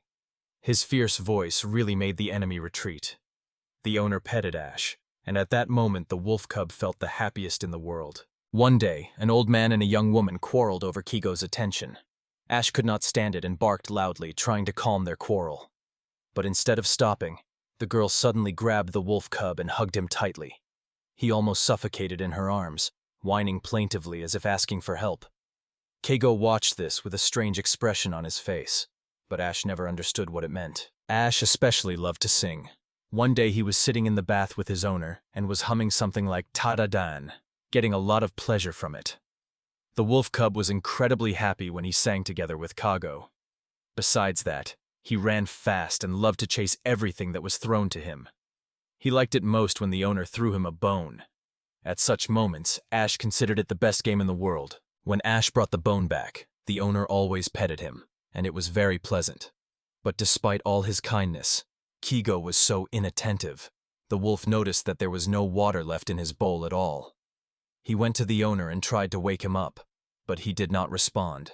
Ash began to growl, then whine, and then even jumped near the bed. "Come on, time to get up. How can you sleep when there is no water in the bowl?" A very strange owner. It was so hot in the room that Ash could barely stay on his feet. He knew it was dangerous. He had told himself many times, but now he could not fall. He had to protect his master until he woke up. Ash always sensed when danger was near. Something big and long was lurking in the darkness. "Come on, come out," the wolf growled tiredly, not taking his eyes off the shadow in the corner. He always warned his master of danger, even if he was afraid himself. And this time would be no exception. He would protect Kagu, protect Rosiante. The creature suddenly lunged forward, but Ash did not even think of retreating. Someone decided to scare him with just a look? Nonsense. Ash was not so easy to stop. But despite everything, the master was the kindest person in the world. Ash always knew he wanted to be by his side, wherever he went. He was Ash, a wolf named Ash, a loyal friend and protector of his master. That day, Okuda was accompanied and guarded by two men, Margot and Juno, who were skilled fighters. Together with their loyal dog Ash, they gathered medicinal herbs deep in the forest. If Okuda had been alone in the forest, he would never have dared to go so far. He felt much calmer knowing reliable comrades he trusted were nearby. Margot reported that the target was right here, and they needed to move forward. Soon they engaged in battle and were able to quickly destroy the monster with almost no losses. He noted that the fight was easier than expected, and the victory came to them very easily. Margot, one of the fighters, noticed an enemy sneaking up from behind and warned everyone. But Okuda didn't manage to dodge. He was caught off guard and hit. Immediately after that, new giant monsters burst onto the battlefield, even bigger than before. Seeing among them a particularly dangerous creature, he was very surprised that a cockatrice had appeared in this place. He noticed to himself that the group changed formation to better cope with the threat, and this time he was to be at the front with a shield to hold back the enemy. When he noticed that the cockatrice's eyes lit up, he understood that it was about to try to turn him to stone. He immediately activated his defensive skill called Fortress to withstand the attack. Okuda felt his hands start to go numb. In his thoughts, he reminded himself to stay calm and drink the potion, as he had done before in similar situations. Margot reacted in time and gave him the potion, which helped improve his condition. Okuda took the bottle and thanked her for the timely help. Ash, who was nearby, barked as if to encourage everyone. He praised the dog and gave the signal to start the counterattack. Margot and Juno acted together and supported him in the attack. They together dealt a powerful blow to the enemy, showing excellent coordinated work. After the battle, the system reported that the character's level increased from 12 to 13. The main attributes also changed. Health rose from 26 to 28, magical energy from 16 to 18-27, endurance increased from 19 to 21, strength from 25 to 27, intellect from 27 to 29, 76 to 77. agility from 31 to 33, and speed from 25 to 27. Okuda realized that he had become stronger and made significant progress, but he understood that the most important thing was not only strength but also reliable friends nearby. The group successfully completed the mission and returned to the city without any losses. Among them, Sarasa was the first to approach Okuda. He remembered that he last saw her before the snake attacked his home. He noticed that despite everything he had been through, he was okay. Inside, he felt such satisfaction that was hard to describe in words. He liked the idea of a simple, ordinary life without changes and adventures.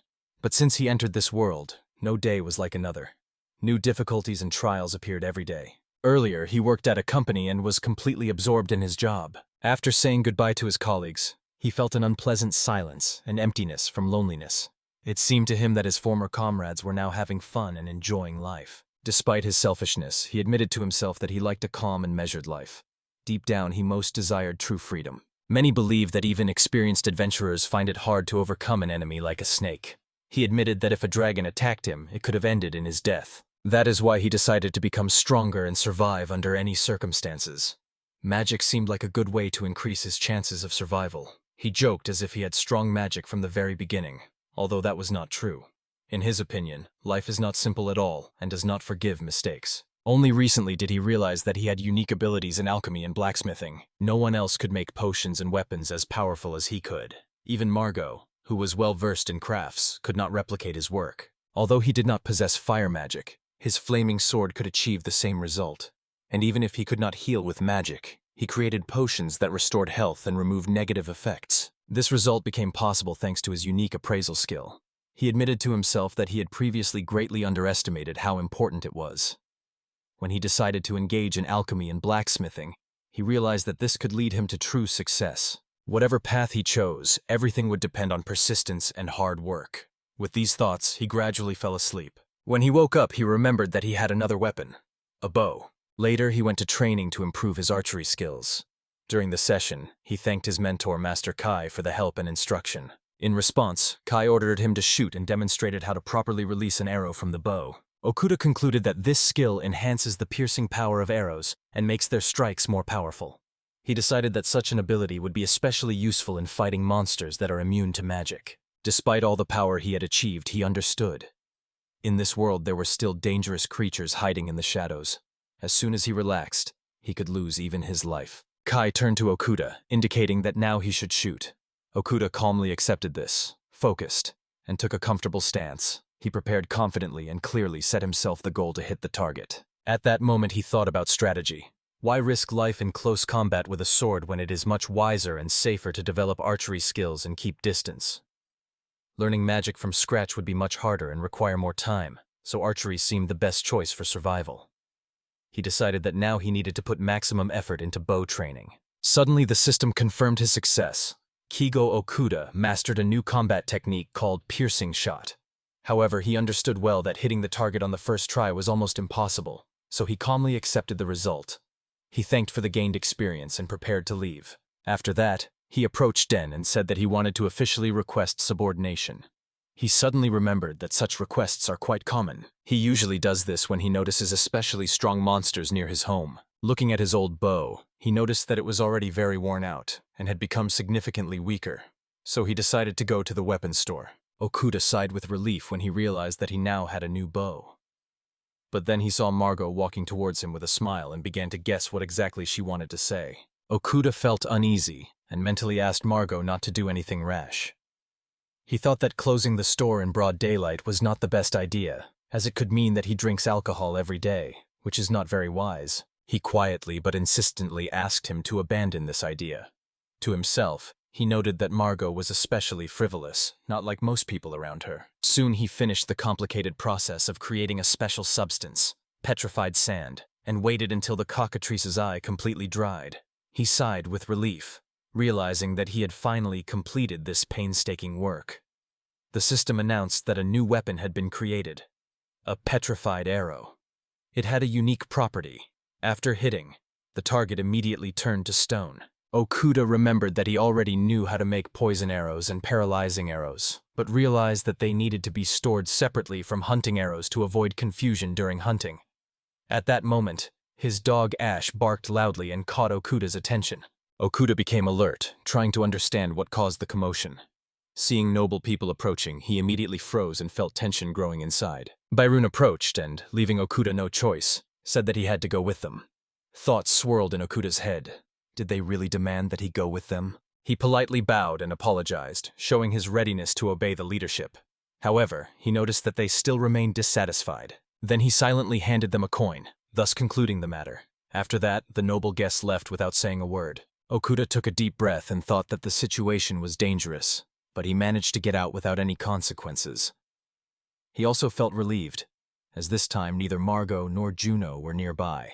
He did not want them to see this quarrel. Looking back at the departing travelers, he felt pity for them. They looked tired and joyless.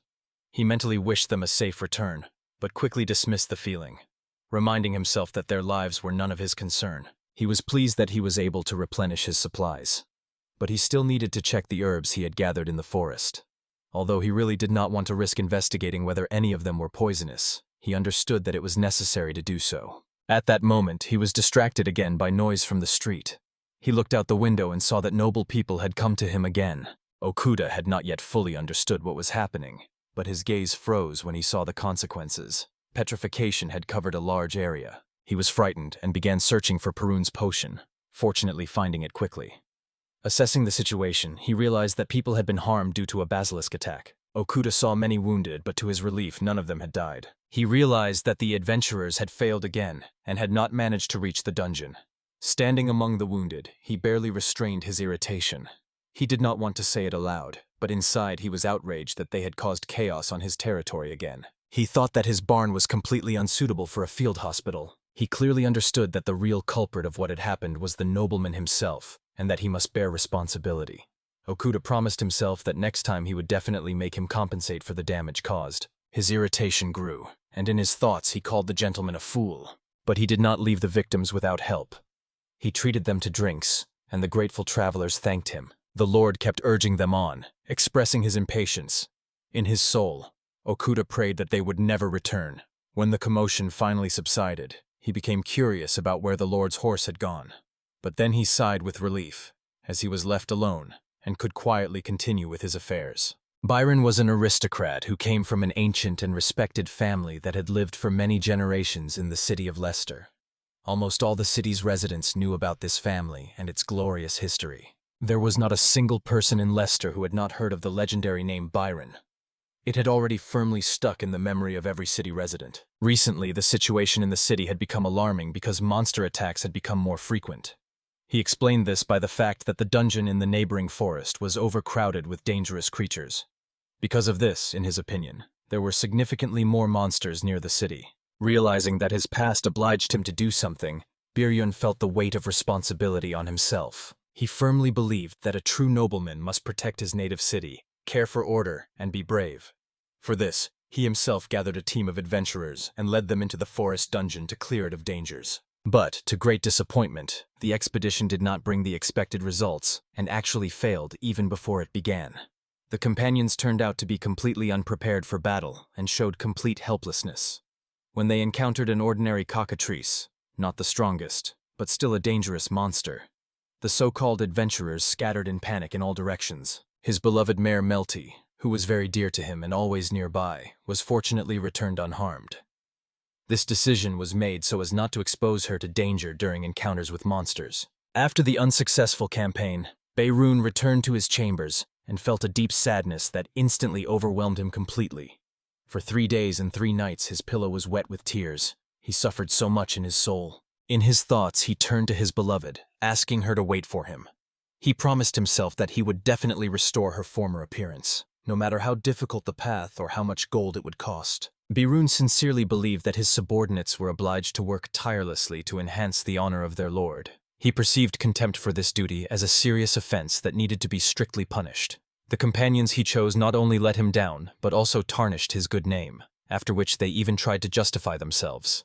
Therefore, Beirun without hesitation ordered them to be detained for a week, considering this part of his noble duties. Byron believed that the nobles themselves should punish those who let them down, and warned everyone to think carefully before quarreling with him. Outside the city lived a strange man who avoided people, and was very different from others. As Bayron noted, This man understood well the exact role he played in society. Moreover, when he saw that Baron was petrified, he immediately rushed to help and managed to heal him.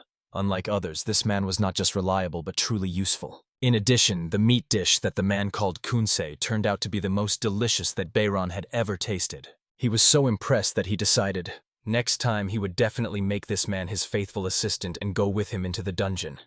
He planned all this for his own honor, as he considered himself a hero of this land whose name should become known to all. In his imagination, he was already preparing for battle with monsters, resolutely declaring that he was going after them. His voice rang out loudly with laughter full of confidence and inner passion, and along with this, a name full of passion burst from his lips: Melty. One of the guild workers was named Dan, and lately he had a lot of work. More and more dangerous creatures began to appear around the city. Basilisks, snakes, and other monsters that really threatened the safety of people. Dan was sure all this was because of the overcrowded dungeon near the city. He was confident that if decisive measures were not taken quickly, the consequences would be catastrophic both for the city residents and for neighboring districts. The first warning signs had already appeared. The economy began to noticeably weaken and decline. Due to the growing danger, the guild began actively helping adventurers who took on destroying monsters and protecting peaceful residents. These brave people risked their lives daily to save others. However, Dan understood well that no one would risk just like that.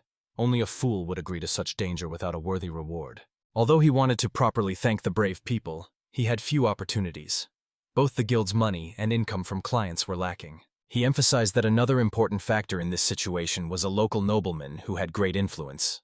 This man turned out to be Baron, and according to Dan, he was too stingy. Even in moments of great danger, when the city's defenders needed support, Byron still cut the guild's budget. Dan was confident that if bigger rewards were given for completing tasks, it would attract stronger adventurers who would want to fight monsters. Victory over the monsters will allow a return to normal economic life, and this will make it possible to restore the functioning of the tax system. But as Dan noted, this nobleman near the rune did not understand even the simplest things, and his behavior looked simply ridiculous.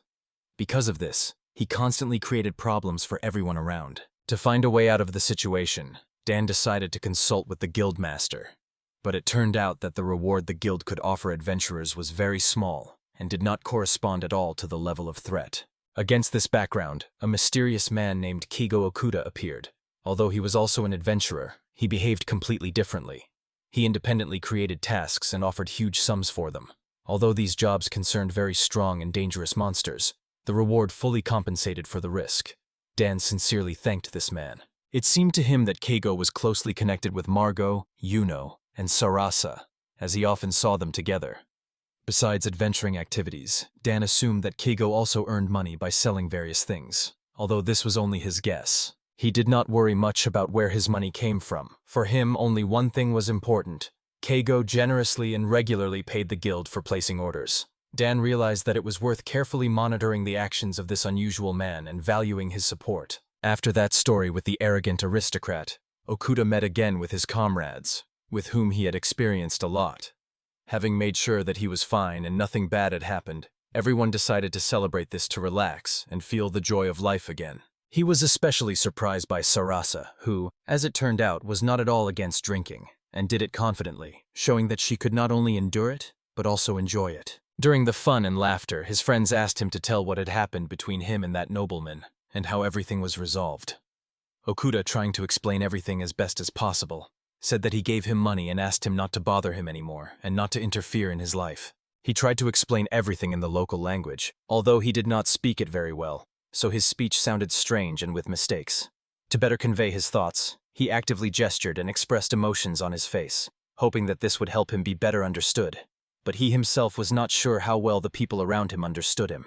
But he confidently noted that they liked this story, as their faces, laughter, and reactions showed that it aroused lively interest. This night, usually calm and quiet, suddenly turned out to be noisy, joyful, and eventful for him.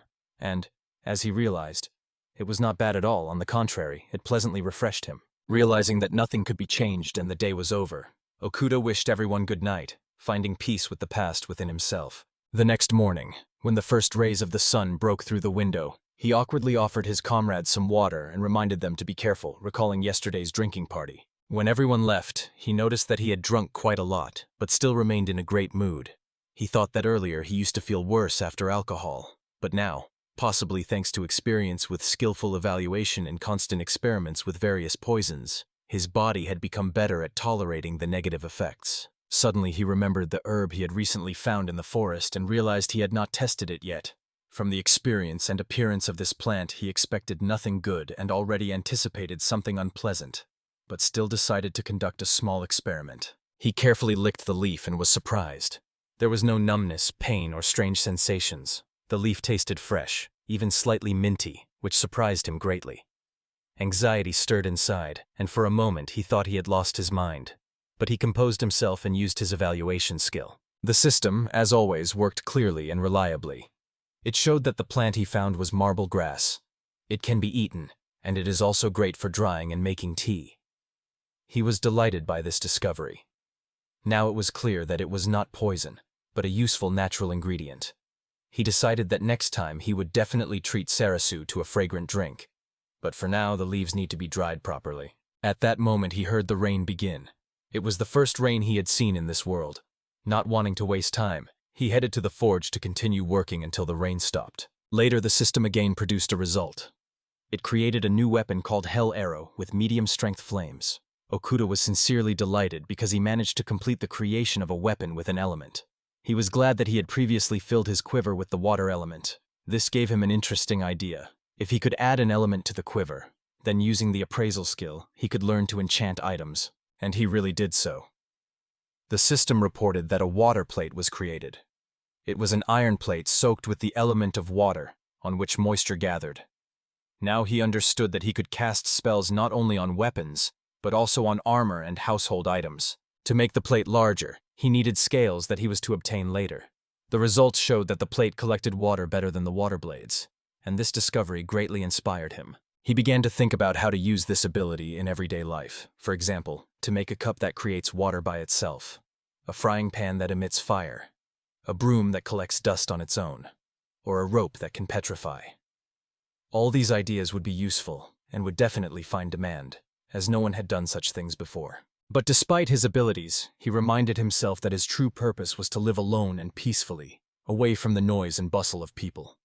If he became too noticeable again, he might catch the eye of the same gentleman, and he did not want that at all. So he returned to work. Soon he noticed that his dog Ash was all muddy. It seemed the dog liked the rain, and this cheered Okuda up a bit. The dog barked joyfully in response to his words. Okuda took a deep breath of fresh air and felt a surge of energy. After a few days, the rain finally stopped. There was a pleasant smell of moist earth in the air. The bright blue sky with slow white clouds and the soft warmth of the sun created a feeling of calm. He had already fed all the animals and watered the garden, so now, in the silence and peace, he began to feel sleepy. Suddenly he noticed a carriage approaching. This caused him inner tension. He felt that the situation was not in his favor. In his soul, Okuda hoped that it was just a coincidence. But soon he heard the voice of Margot, who was calling him and Byron. The name Byron evoked memories in him, although he could not recall where exactly he had heard it. He took out his tablet to try to start a conversation. It turned out that the guild leader chose a squad that included Margot, Juno, Kai, and himself to escort that very aristocrat. He did not like this news at all. He wondered why the nobles were so eager to capture the dungeon. Perhaps due to the overcrowding of the dungeons, monsters began to appear on the surface, and it really was necessary to clear these places. This was also beneficial for Okuda himself, as it would make his home safer. But he did not trust Byron because he considered him a person who understands nothing about important matters and lacks the necessary experience but tries to command and impose his decisions.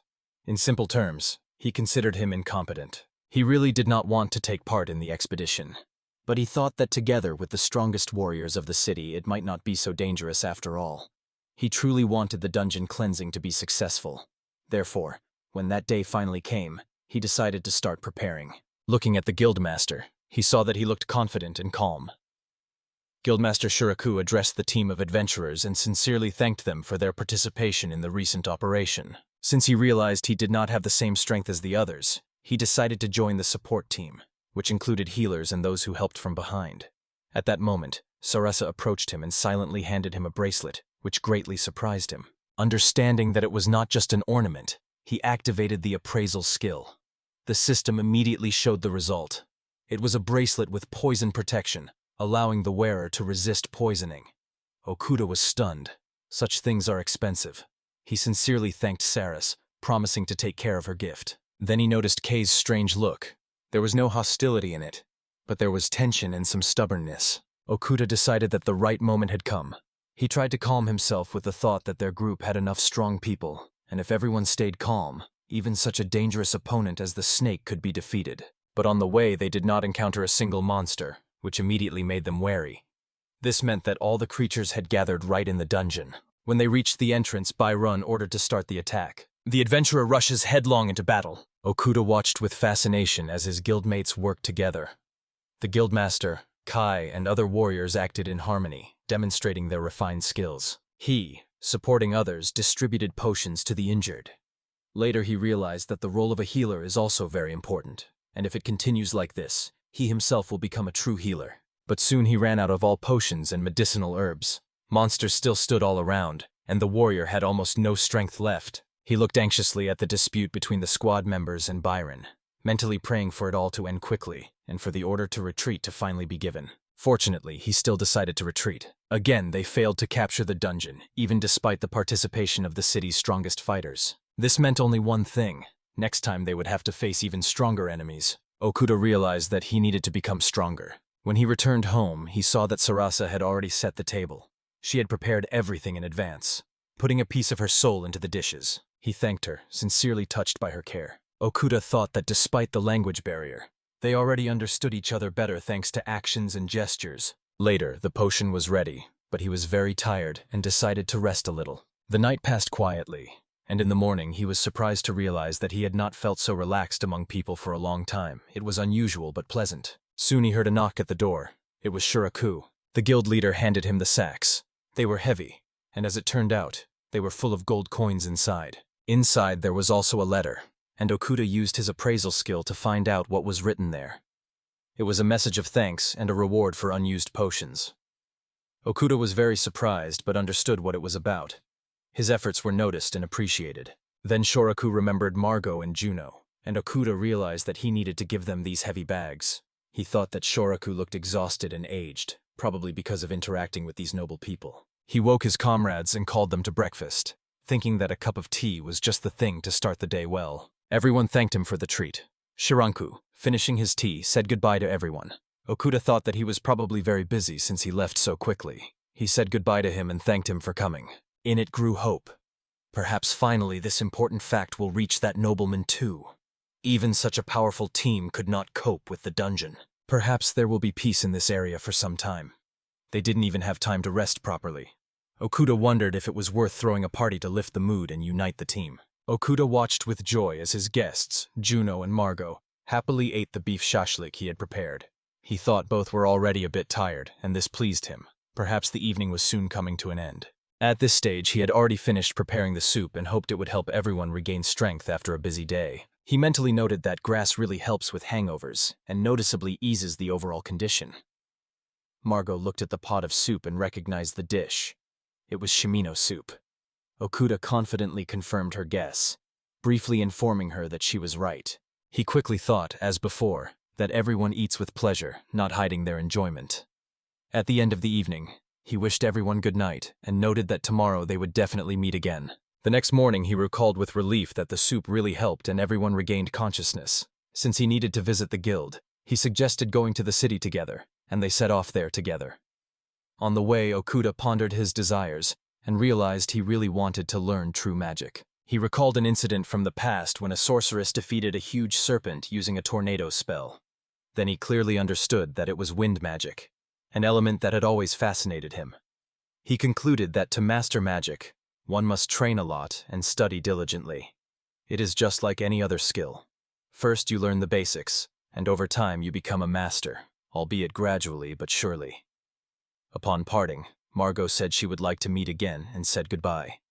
Okuda also said goodbye easily, even smiling a little. He entered the guild building and immediately said that he wanted to learn wind magic.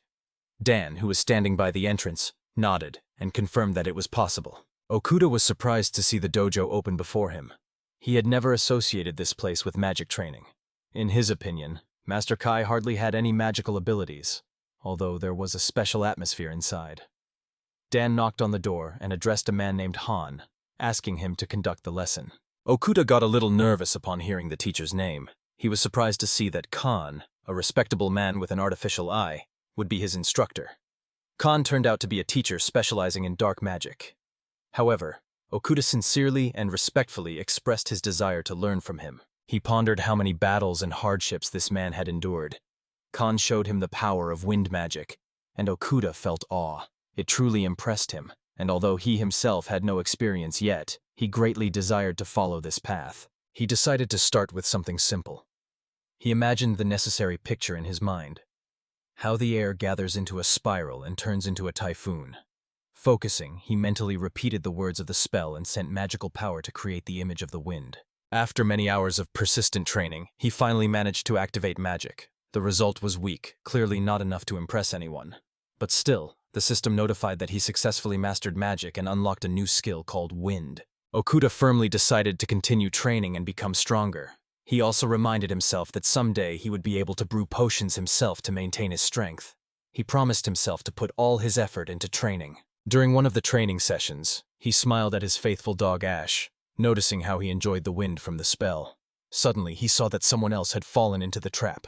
It was a blue wolf. Ash managed to react in time and did not let his master harm the animal. Okuda realized that this wolf was of the same species as Ash and was not aggressive at all. He realized that this animal was not dangerous, so he let it go, saying that it could rest peacefully, but it was better for it not to return. Later that same evening, pondering the magic of the wind, he suddenly realized something unexpected. With the help of this magic, one could, for example, quickly dry hair. He smiled and asked Ash if he liked the feeling. Then his gaze fell on the bracelet on his wrist, and he remembered that he had not yet thanked Sarasa for this gift. He decided to call Juno to choose a suitable gift for her in return together. He remembered that Juno lives in the same tavern where he was once helped. Since he had been there before, finding the way was not difficult. Okuda went down to the first floor of the tavern to the bar and headed to the counter. At that moment, a man, barely conversing with a girl, quickly left. Okuda wondered if he had become an accidental obstacle here. The girl greeted him warmly. He said he was a friend of Juno and asked which room she lived in. The girl replied that Juno lives in room number 202. Okuda sighed with relief that he was understood and went up to the second floor. Reaching the right door, he knocked but heard no answer, so he said he was coming in. The door opened, and he saw Juno. He looked very tired and exhausted. Okuda offered him to wash and showed how to do it. Juno silently nodded in response. Okuda understood that Juno had been through a lot and decided not to ask him unnecessary questions. He focused again on the bracelet and, so as not to burden Juno with conversations, began writing on the board. He suggested choosing a gift for Sarasa as a token of gratitude. Juno read the suggestion and agreed. When they went outside, Okuda began to worry about him. He honestly admitted that he did not understand the words Juno tried to say, but his feelings were quite clear to him. He remembered how in difficult moments there was always a friend beside him who just listened. Okuda decided that sometimes people do not need advice. They just want someone to confirm that their feelings are real. He understood that Juno had been through a lot. Even if he could not understand him in words, he clearly felt his pain, sadness, and inner struggle. And that was enough to truly understand him. At the end of the day, Juno thanked him and said goodbye. Okuda warmly replied, wished all the best, and noted that they would definitely meet again. Okuda continued to train his wind magic, speaking the spell aloud. He apologized to Esh, saying he was doing it to make his magic stronger. At that moment, Margot appeared next to him and called him. Okuda was surprised and began to wonder why she was here. He guessed that maybe Margot had not yet thanked for the bracelet that Sarasa gave her. The thought appeared in his mind of how difficult it can be to understand another person's feelings. Then he remembered that together with Juno, they immediately thanked Sarasa. After that, Okuda asked Juno to thank him as well. Through everything that happened, already the next day some government officials settled in his house. Okuda thought with irony that his house was turning into a hotel. He also recalled hearing that some adventurers could not tolerate the behavior of one of the aristocrats, so they left the city and moved their bases to other places. Okuda decided that something similar had happened that time in the tavern. He thought that anyone in their right mind would try to stay as far away as possible from such a disgusting person. Okuda could not fall asleep. He was overwhelmed by a feeling of fear, and he admitted this to himself. He recalled a time when even in a past life he dreamed of complete solitude. Then he would turn off the phone and not respond to messages. He wanted silence and solitude. But after a while, he felt drawn back to communication, and he returned to conversations. The same was true with social networks. At first, he deleted accounts, then later restored them and started interacting with people again. One of the reasons he wanted to move to the village was that he was tired of constantly interacting at work. The daily fake smiles no longer pleased him at all. He was sure he would no longer want to communicate with people and sought to live completely independently, trying to have almost no contact with others. Even having entered a new world, he realized that his desire to be alone had not disappeared anywhere. It seemed to him that rare meetings and short conversations with someone were quite enough. He thought that he was together with Juno, Margot, and Sarasa. So, having thought about all this, Okuda realized that he could not be sure. What if he suddenly wanted solitude again? He concluded that the greatest enemy for a person is oneself. Thoughts do not give peace, and the more a person succumbs to them, the deeper they sink into their own darkness. He understood that he did not need an answer.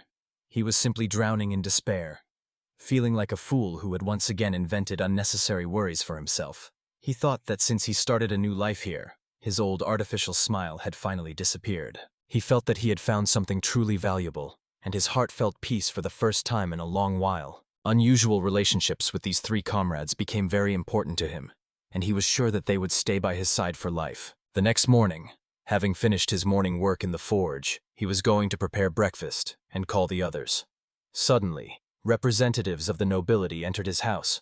The appearance of aristocrats was a complete surprise, and Okuda immediately realized that something unusual was happening. He began to wonder if anyone at all believed that the same team could capture a dungeon, and without proper preparation at that. To him, it seemed completely unrealistic. He noticed that when a person is enraged to the extreme, their face becomes completely calm. Unfortunately, Okuda knew that at such moments he had to put on a mask and smile. A nobleman named Byron approached him and addressed him by name. Okuda immediately became wary and began to think about what this man wanted from him. Badarin began to speak in his native language, which he himself did not understand. Suddenly something terrible happened.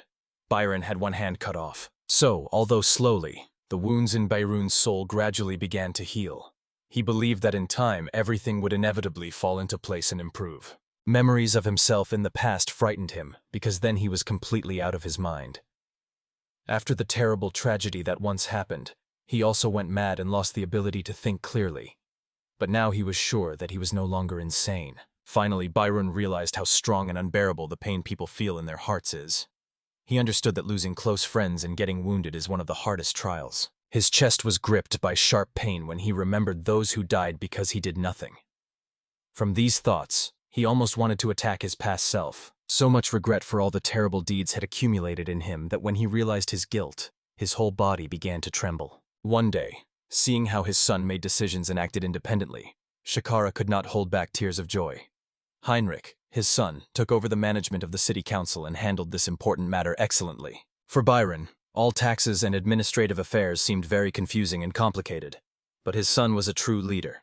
Henry turned out to be a worthy and wonderful person. Runa was increasingly convinced that he was not worthy to be a ruler. He thought that everything happened because of him. Although no one knew this, he began to fear the looks of people around him because it seemed that everyone condemned him. His anxiety grew every day. Earlier, he acted thoughtlessly, feeling no pressure, just doing whatever came to mind. Now he was under great responsibility that could break him. He sincerely wanted the city to develop, to be lively and joyful. Perhaps the peasants thought it would be better if he remained in his madness, but he understood that this would not change anything for the better. Locking himself in a room would be easy, but it would not help him fulfill his duty to the people. He remembered all the residents he knew and those he had hurt with his actions. Gathering all his courage, he promised Shirak that he would do everything possible to revive the city. Although his body still trembled when he met with people, he had already recovered enough to respond when called by name. One day Shoraku approached him and apologized.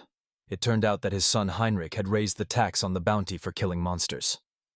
Moreover, he had formed an alliance with the guild to jointly solve all the city's problems.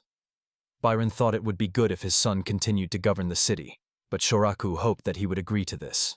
Along with this realization, he understood how much pain Shoraku had caused. Run felt ashamed that he had once forced the guildmaster to bow his head before him. Now he understood well how deeply and strongly this had hurt Shoraku. Holding back his emotions, he bowed to Shoraku and apologized to him. Byron began to think more clearly. He realized that Shoraku was already starting to worry about him. But he knew he could not stop halfway. He admitted that he had made many mistakes in life, and one of the worst was forcing others to bow their heads before him. He had only recently come to this conclusion. Thinking further, he realized that he still owed apologies to many people. Among them were innocent adventurers whom he had once unjustly imprisoned. He suspected that many of them now hated him. Because of his actions, many problems arose in the city.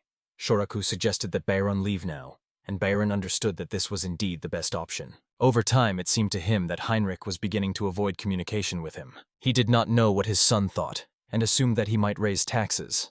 But Heinrich said that the guild itself should take care of the city's security. They made this decision together after a conversation. Byron was not sure whether his son did this out of respect for him, but he knew he could not understand all his motives.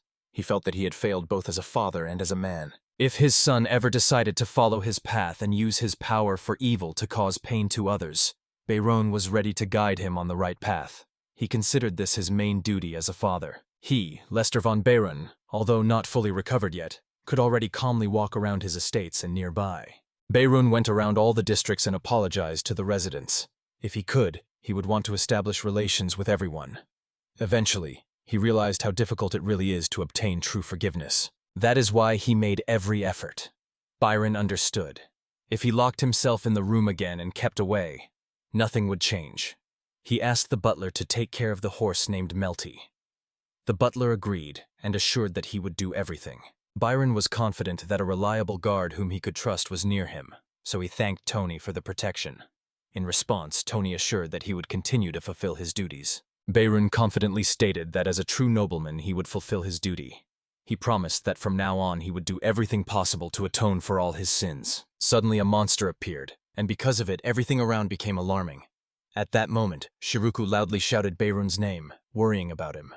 Next to them, Juno asked confusedly where to run, as it was completely unclear what to do, and Okuda briefly replied that he understood everything and already realized what danger they were in. He used magic to create a protection under which everyone could hide. Okuda was overwhelmed by devastating fear. His legs seemed to refuse to obey, so he only hoped that the monster would not notice him. Meanwhile, Sarasa was bandaging Byron's wound and encouraging him, constantly repeating that everything would be fine, as if convincing herself and everyone around. One day Okuda said that they managed to survive, trying to reinforce this thought. Juno looked at him worriedly, showing that she was concerned about his condition. He nodded and said that he was fine. However, inside he understood that although he appeared calm, he actually could do nothing and felt powerless. At the same time, he felt that he had an urgent matter to accomplish. Okuda started preparing a potion, hoping that it would be needed. He understood that even with magical help in the potion, it would be very difficult to restore the severed hand.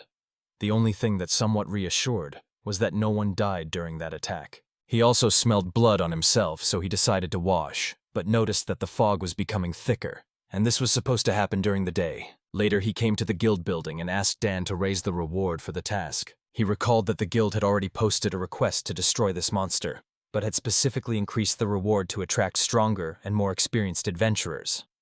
It turned out that the enemy, initially thought to be an ordinary creature, was actually a young dragon, and if it had personally attacked Okuda, he would definitely have died. He felt inner tension thinking about how much longer he would have to live in constant fear and wait for new attacks. Returning home, he began to check if he was really alone and tried to convince himself that there was no one around.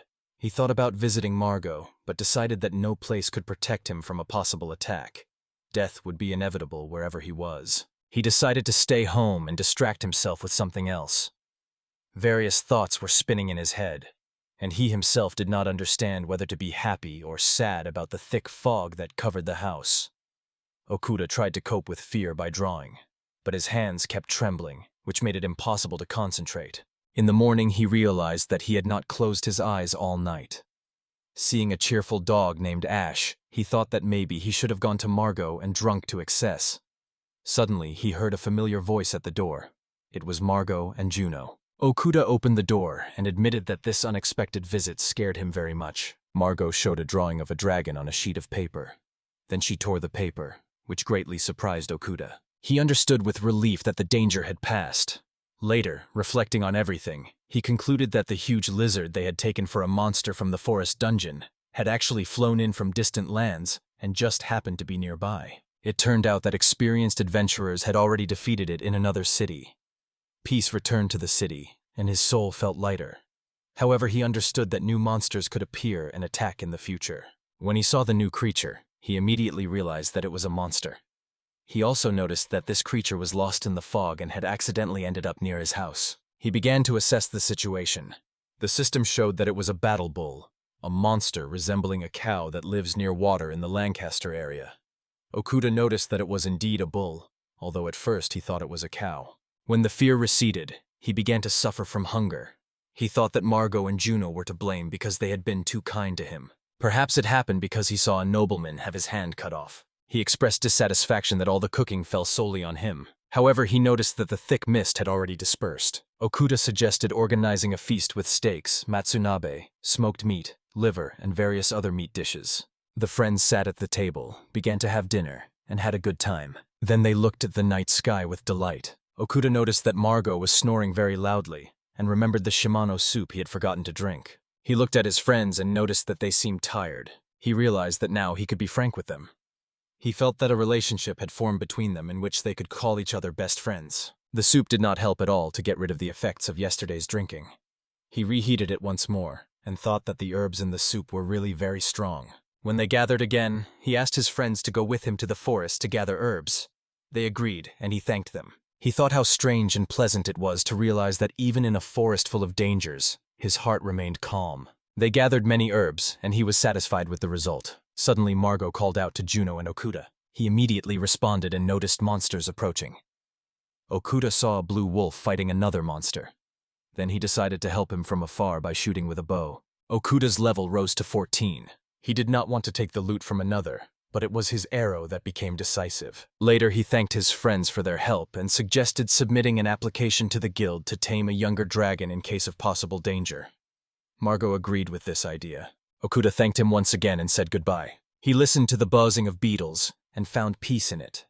Thoughts about the future brought him to tears. Okuda did not understand why he was crying, since he had not even consumed alcohol today. He remembered saying that he loved solitude, but suddenly realized the warmth that once warmed his heart is impossible to forget. When everyone left, he felt loneliness especially sharply. Okuda realized that all good things eventually end. Fun, singing, the pleasant evening breeze, and the buzzing of insects. He was overwhelmed by the fear that the lonely night would never end. He did not understand at all what was happening to him. This could have happened due to recent stress or tense situations. He decided to calm down with a cup of herbal tea.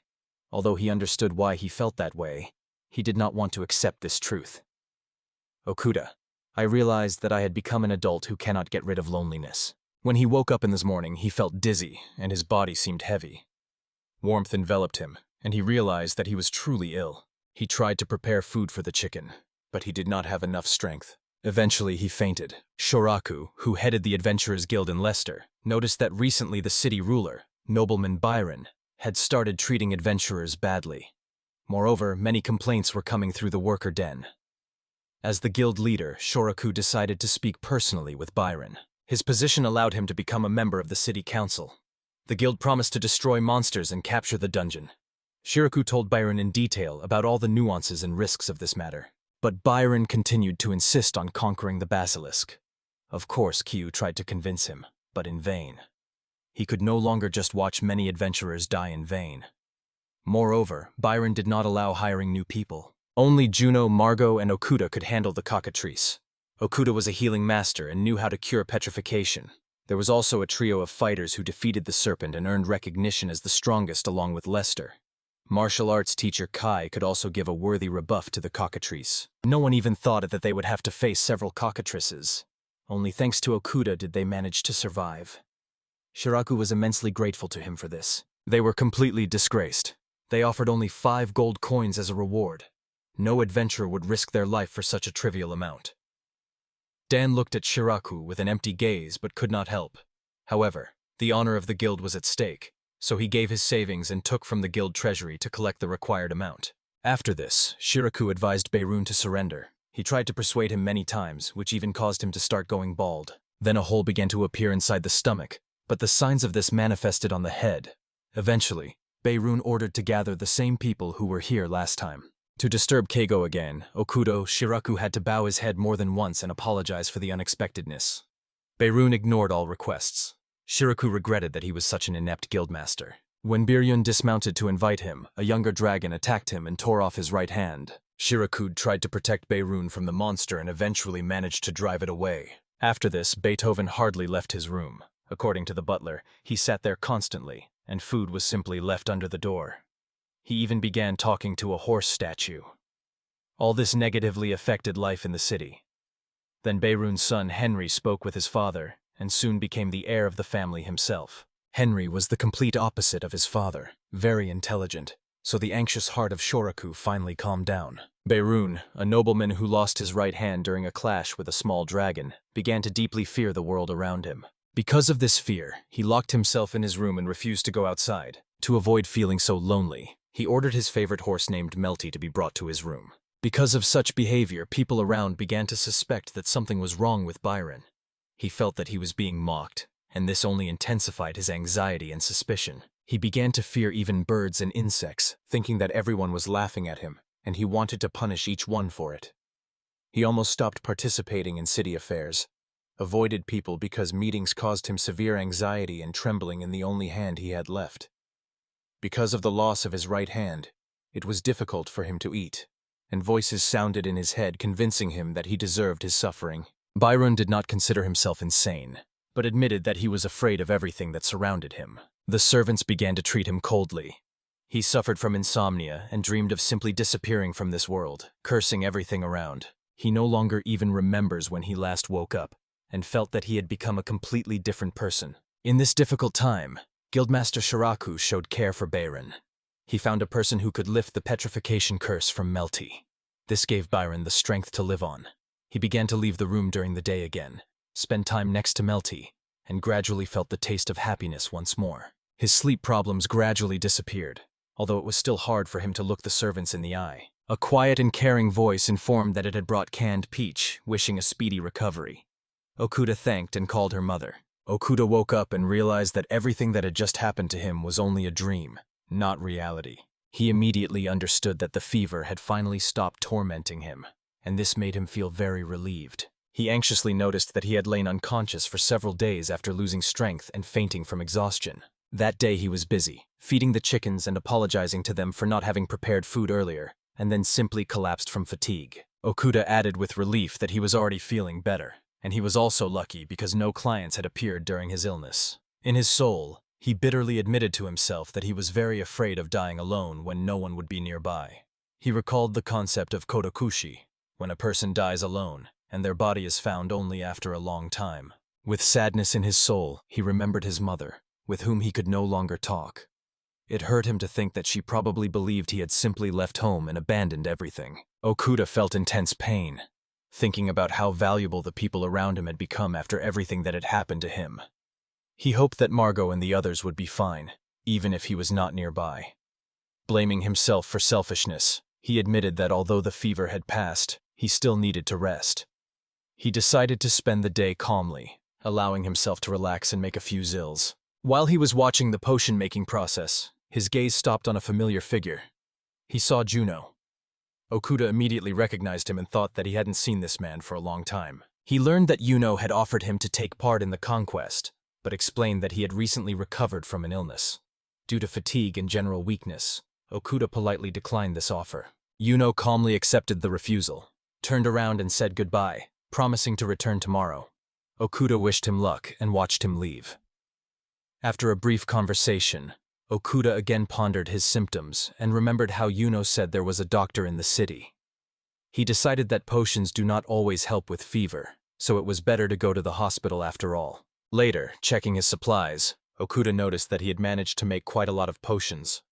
At that moment, Juno approached him again and addressed him by name. Okuda asked, somewhat surprised, if he had just returned from hunting, judging by his appearance and tired look. Seeing healing plants and food in Juno's cart, Okuda thought that Juno had first stopped in the city rather than going straight on business. Juno explained that he had brought all this specifically for Okuda. Okuda was very moved and thanked. Although he had nothing to repay Juno except his potions, he invited Juno to stay overnight, glad to have a friend nearby, especially in difficult times. Juno said that while Okuda was sick, a lot happened. Okuda decided not to be lazy anymore, but first wanted to get a good sleep. In the morning, Juno said goodbye to Okuda, and he wished him good luck. After a good sleep, Okuda felt much better and decided to stretch a little. Byron appeared, the very nobleman whom Okuda had previously considered a fool. This time he came alone, without the adventurer's company. Okuda decided not to tell him that the three of them had planned to go to the forest. Byron bowed and apologized to Okuda, which greatly surprised him. Okuda could not believe his ears and mentally asked himself if he was imagining it. Soon, Beirun handed him a heavy bag. Okuda was surprised by its weight and realized that there were about 500 gold coins inside. He wondered what Beirun wanted to achieve with this. He thought it was like compensation for previous favors, and admitted that such an action was unexpected and quite rare. Recalling their last meeting, he noted that Byron seemed to have changed for the better and become an honorable man. Looking at his sincere behavior, he believed that he was truly repentant. Now that the threat from the nobleman had disappeared, Okuda had no reason to refuse the gift. He decided to start small, to treat Beirun to something tasty. The scene unfolding at his home seemed familiar and cozy to him. He remembered that smoked meat had always been a favorite dish, especially among the gentlemen. Tony, the nobleman's guard, informed him that now his son had become the master instead of him. Okuda realized that many changes had occurred during his illness. He began cooking. He fried a whole herring together with garlic, salt, and spices. He believed that such a dish would definitely please people from high society, so he gave his all in cooking. But Byron's facial expression during the tasting was unexpected. Okuda realized that all his efforts were not in vain. A little dog named Ash approached him in search of a treat. Okuda promised that there would be something tasty for her too, and he joked that she should also eat vegetables. Noticing where the nobleman and Tony were going, he saw that they were heading not to the city, but to the forest and the stables. He tried to hold them back, but it was exhausting. They looked like drunken peasants, and he thought that after they woke up, they should be treated to shimano soup. In the morning, as expected, he found them in a miserable state, although it still shocked him. He said goodbye to them, wishing them to take care of themselves. Now that he had collected a good amount of money, it was time to think about how to manage it wisely. He went to a familiar merchant to talk about future investments. In the city, he met with Margot, Juno, and Sarah. They discussed the idea of installing crossbows and building stone walls around his estate. Since stone is much stronger than earth, he said he also wanted a bath and a proper bedroom. He still had plenty of money, so he complained that he was already tired of living in a chicken coop. They agreed to continue cooperating. With the help of friends, he arranged meetings with craftsmen and suppliers of building materials. He also visited a doctor named Kishu, a sensei, to make sure medical care would be available. Although he did not know how advanced medicine was here, the very fact that there were doctors pleased him. He entrusted Sarasa to bring everything he bought, along with materials and food, straight home. Okuda decided to smoke meat as a sign of gratitude to his friends for their help. Realizing that he could no longer return to the life of a recluse, he sincerely thanked them from the bottom of his heart. A few days later, he enthusiastically inspected the protective wall, the bed, and the bedroom, which were already ready. He called his new home a true fortress, a dream come true. Okuda hoped that now wild animals, such as snakes or flying lizards, would no longer see him as prey. He sincerely thanked everyone who helped him. Margot approached him and greeted him loudly. Okuda suggested celebrating the completion of the construction and invited him for a drink. Margot asked if Sarasa was nearby, but he replied that she was not here. Thinking about it, Okuda decided that Margot was probably avoiding meeting with her. Margot raised a glass and proposed a toast to the completion of the construction. Okuda remembered that he never got to taste Shimino's soup again. He recalled how he once walked with his best friend until dawn and thought that it was a good reason to celebrate. He concluded that neither of them knew how to be adults at all. The next morning he woke up with a heavy head. He was sure refusing Shimeno's soup was truly a fatal mistake. Okuda lay on the floor and thought that he had become lazy again. Several days had passed since his house was ready. When the stone walls were erected, he finally felt the long-awaited safety, and it was this that allowed him to relax. When the feeling of danger disappeared, he had only 3% energy for daily tasks instead of 10%. He still had gold coins left, so he did not have to worry about work. This allowed him to sleep and wake up whenever he wanted. It seemed that the dreams he had nurtured for so long were finally beginning to come true. Maybe he rested too much yesterday. It was still very early. The sun had not even appeared yet, and he was already awake. That morning, he was the first to wake up and open his eyes. Even the animals around were still sleeping peacefully. In these precious moments of silence and calm, he decided to gather his thoughts. He was glad that Juno's feelings for Sarasa were mutual. But from the outside, it seemed that Sarasa also felt some sympathy for Margot. Okuda wondered if Juno had already stopped trying to please her. It would be easier if he found another girl, but Okuda knew. Juno was a good guy and probably did not have problems with attention from girls. As for Margot herself, he continued to avoid Sarasa's persistent attempts to attract his attention. However, it seemed that success was very close. Besides this, Okuda remained in Runumu's memory. The loss of his arm could have been one of the reasons for his recent behavior. The gold he gave Okuda as a sign of apology turned out to be very useful. It was used to build a stone wall, and it really saved the situation. He decided that there was no longer any point in being offended by Beirun. He noticed Byron's son, who was now running the city. According to Margot and others, this man abused his power. Okuda did not seek to communicate with the aristocrats, but was ready to intervene if something serious happened. He remembered many people he had met: Secretary Dan, Guildmaster Shiraku, Kaisen-sensei, and Han-sensei, who taught him useful skills. 3 travelers, a stonemason and a master, thanks to whom he got a house with stone walls. Then he met Dr. Keisha, Byron's guard named Tony, Baker Taylor, and many others. So many people cared about him. In his past life, he simply tried to survive and had no time to think about others. Eventually, he realized that no matter how much a person denies it, living without the support of others is impossible. Although he resisted this until the very end, there were still things he very much did not want to forget. For him, his dog Ash always remained the sweetest and fluffiest creature in the world, and he really wanted it to always be that way. The days were getting shorter, autumn was soon to come, and then winter. With the first snows, he wanted to ask Margot to make a fireplace.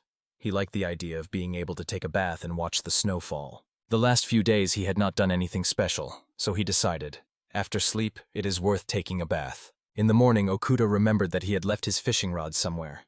He was sure he had left it here, and eventually found it. The fishing rod was in perfect working order. He hooked a local worm and went fishing. When he came to the river, he noticed that there were no monsters visible anywhere around. For the first time in a long while, he was able to sit calmly by the water.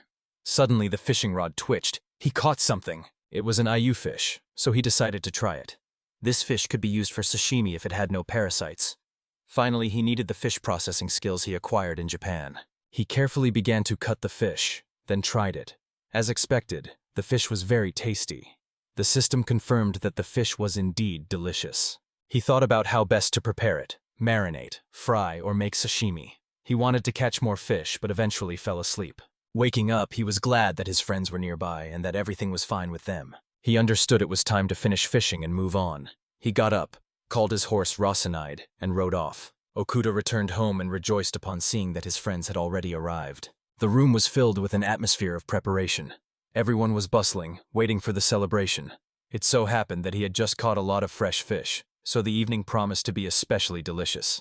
He suggested raising glasses, as such gatherings deserve real treats and a warm dinner. Friendly cooking began, where he started preparing the fish. He carefully rubbed garlic, explained where to put it, and cut sashimi himself. At the same time, he recalled that no one in the city had served raw fish yet, and he was curious how the guests would like this Japanese dish. When everything was ready, he said that the food was served and invited everyone to the table. The first dish was shioyaki, grilled fish with salt, and then sashimi was served. Sarasa was surprised by the new dish, and Okuda showed how to properly squeeze lemon juice and emphasized how delicious sashimi can be if served correctly. Judging by their faces, he understood that they were tasting such food for the first time. He was pleased to see how much they liked it. At that moment, he noticed that Juno looked a little upset. He smiled and offered to try more, assuring that the taste of this food would definitely restore his strength. But Juno got a little confused and mixed up the dishes. She called sashimi shioyaki, which made things a bit awkward. Okuda pretended nothing had happened and once again offered everyone drinks to keep the festive mood. He noticed that the atmosphere had become calmer and decided to cheer everyone up by congratulating Margot and Sarasa. Their behavior the day before was so touching that it reminded him of a quick wedding. The newlyweds confirmed his guess and thanked him for the kind words. He quickly learned that the wedding would take place at his home in just 2 days, and only close relatives were planned to be invited. Okuda noticed that Juno looked especially depressed, but when he looked at the guest list, he saw the name Elsa, Juno's girlfriend. He was surprised. It turned out that Juno already had a lover. This meant that all yesterday's conversations with support and sympathy were in vain. However, he could not be angry. On the contrary, he was very happy for his friend. After the evening, Sarasa thanked him for everything, and they said goodbye until the next meeting.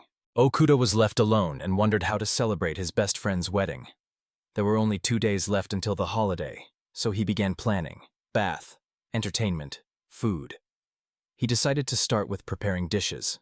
Since everyone loved fish, Okuda went fishing and also sacrificed his chickens.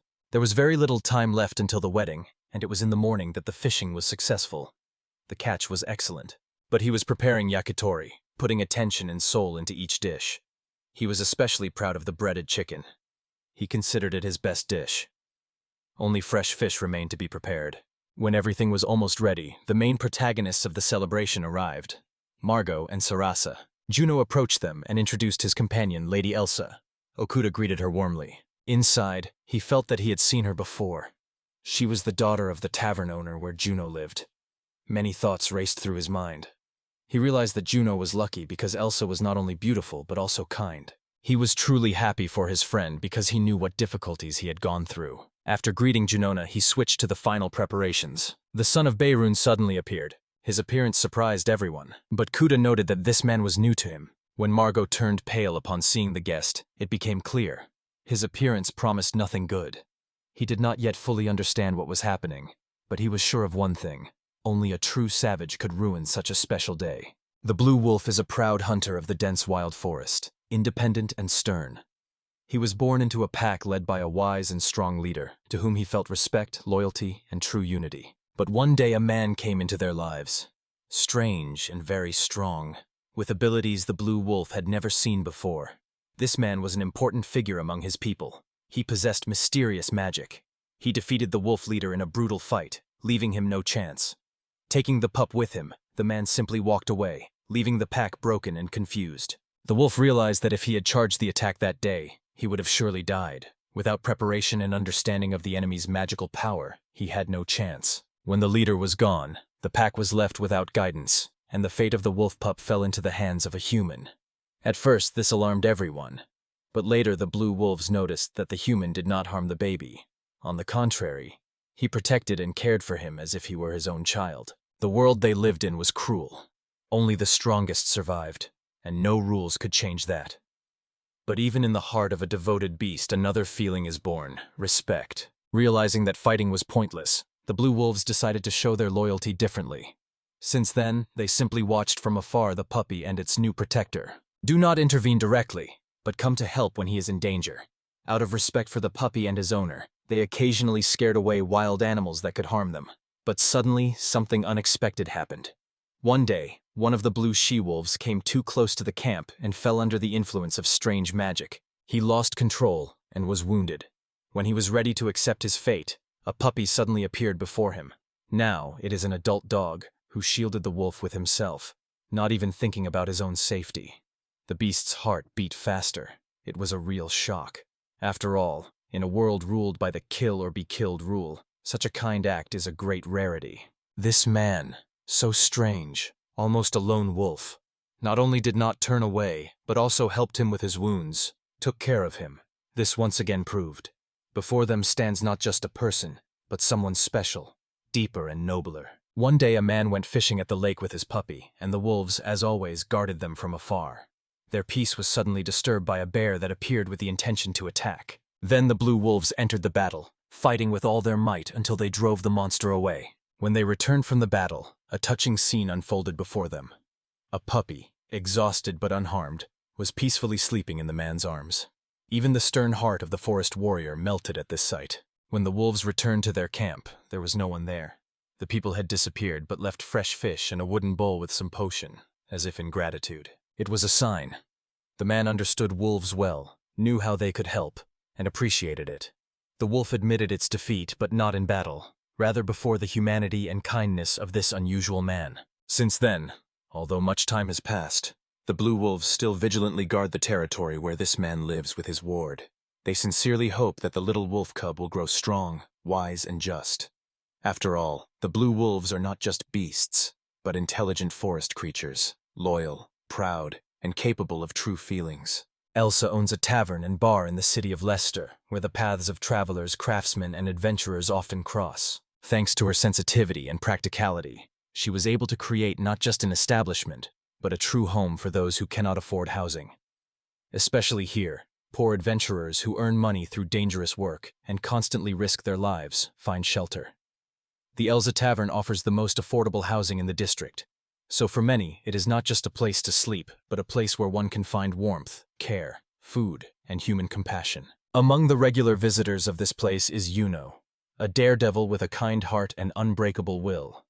Elsa has known him and his friend Sarasa since childhood. For many years, Elsa felt something more than just friendship for Yuno, and these feelings gradually grew into true love. But Yuno's heart was always devoted to another, Sarasa. Elsa saw this immediately because people in love sense even the slightest sympathy directed not at them. The pain of realizing this love was quiet but sharp, for Sarasa did not share Juno's feelings. She loved Margot, the master blacksmith and skilled merchant who worked with metal like an artist with paints. And though it was bitter, Elsa had to admit, they truly suited each other. Meanwhile, Juno suffered greatly. Love was literally tearing him apart from the inside. He was losing weight, becoming sullen, and withdrawing from everyone. Juno, who had always relied on his strength, was now simply wasting away before their eyes. Elsa tried to help him. She worried, brought food, and urged him to eat at least a little. But he sometimes pushed her away with words, even harsh ones. Yet she still stayed close, endured, did not leave. Her love demanded nothing in return. It simply was. Every morning Elsa looked at herself in the mirror, examining her freckles, which once seemed cute to her. She understood that Sarasa was attractive not only outwardly, but also a kind and worthy person. But despite all this, Elsie's heart was torn by jealousy, bitterness, and the desire to be in the place of the one to whom Yuno dedicates his soul. And then everything changed. When Elsa was almost giving up, Juno said exactly what she had been waiting for. He asked her to be his girlfriend. His words broke down all her inner walls, and tears rolled down her cheeks by themselves. They openly talked about how Margot once managed to release the spirit of his late wife Isabella, and Juno found the strength to forget his feelings for Sarasa. Elsa, of course, still feels a little nervous remembering her past love, but now there are no secrets between them. He knows she loves him, and that makes her happy. It was the happiest day of her life. For Margot and Sarah's wedding, Elsa dressed especially beautifully. She chose her favorite dress, shoes she had saved for an important event, and also jewelry and earrings that Juno had once given her. She did not cover her freckles with makeup because Juno said he liked them. She decided to stay herself and accepted herself as she is. The wedding took place at the house of Yuno's friend, Okudi. Elsa recalled how he once visited her tavern. With his charisma, hair as black as night, and kind gaze, he left a lasting impression on her. And he also had a cute puppy that immediately won her heart. And now Elsa is happy because she saw him again. In her heart lives a light excitement, joy, and anticipation of something bright and beautiful. With love, faith in the future, and her own confidence, she steps towards the new day. In the city of Leicester, the new ruler became Lord Henry, the son of the previous ruler, who was remembered by all for his cruelty. To distinguish himself from his father, Henry tried to earn the trust of the townspeople, uniting influential and ordinary people around himself, which made his position stronger.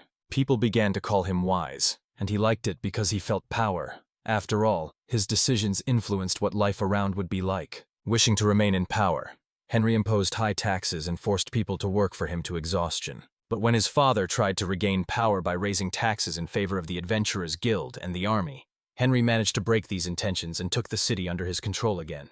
Feeling that the problems were over, he pondered further plans. While studying the city's economy, Henry noticed Margot's weapon shop, where daggers of fire and water were sold.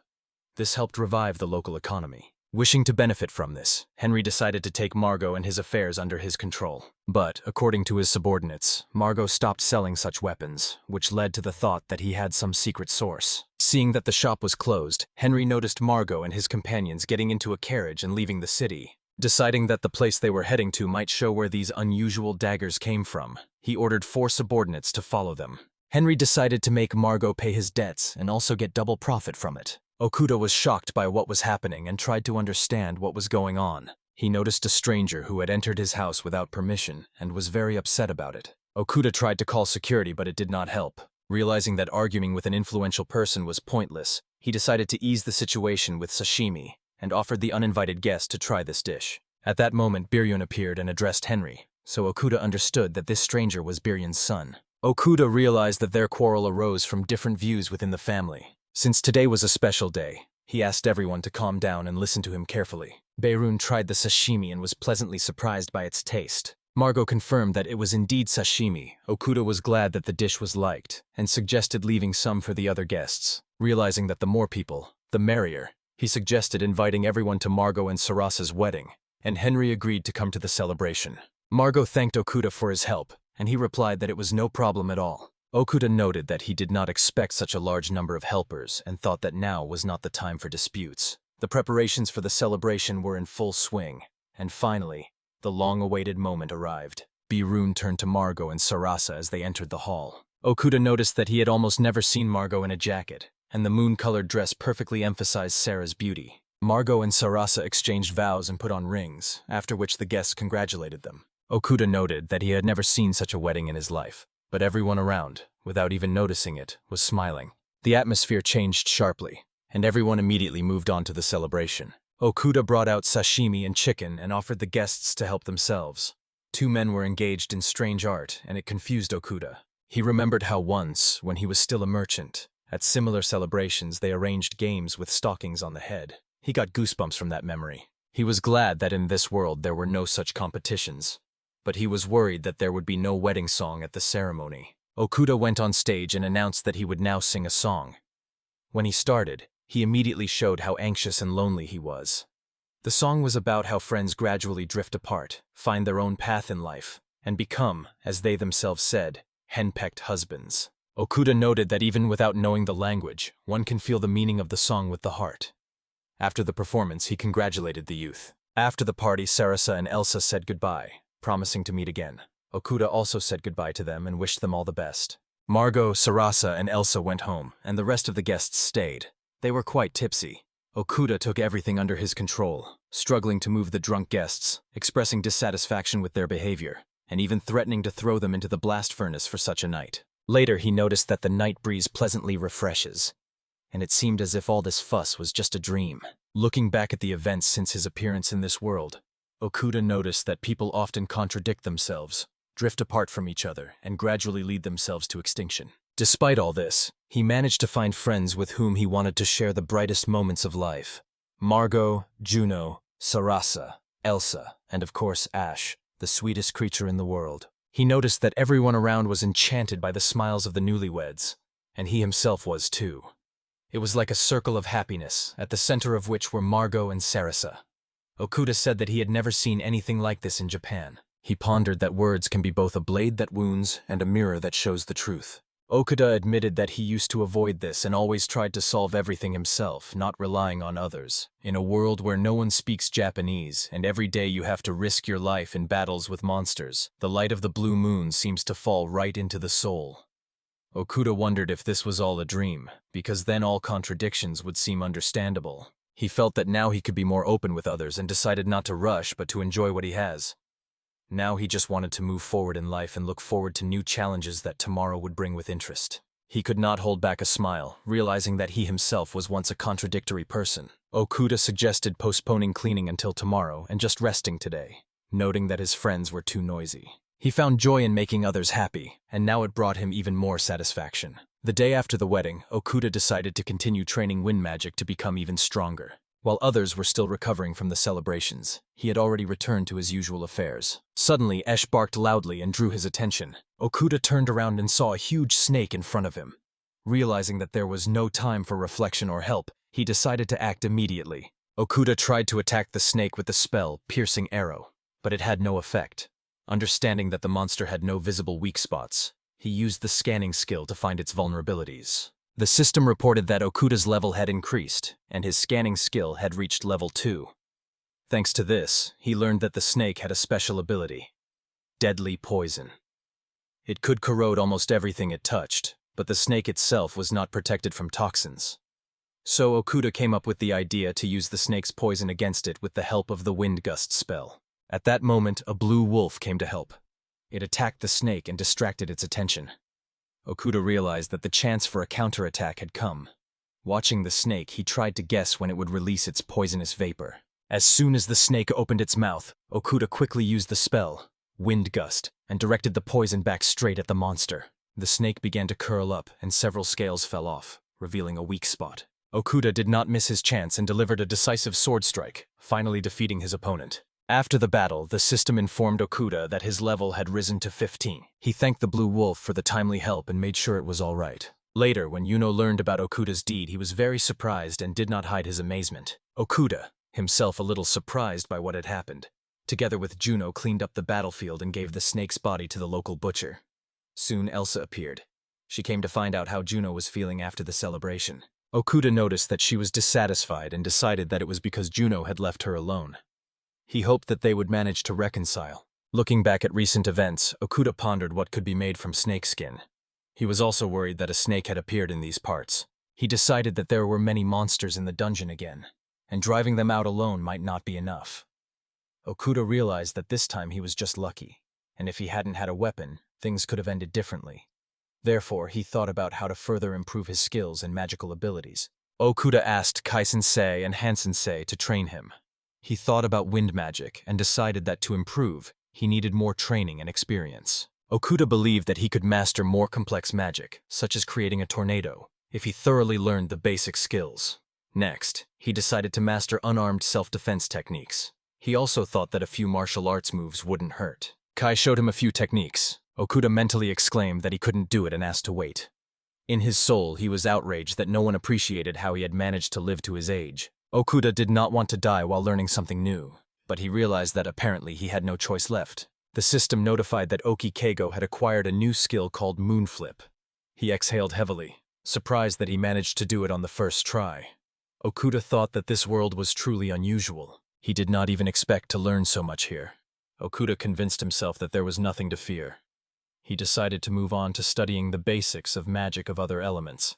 He noticed that the wind handled air kites well. He recalled that there were 6 elements in total: fire, water, wind, earth, light, and darkness. Previously, he had not thought that light magic could be so useful at night. He became curious how far he could advance in studying light magic. He noticed that the carcass had already been cut. The butcher assured that this was the tastiest snake meat.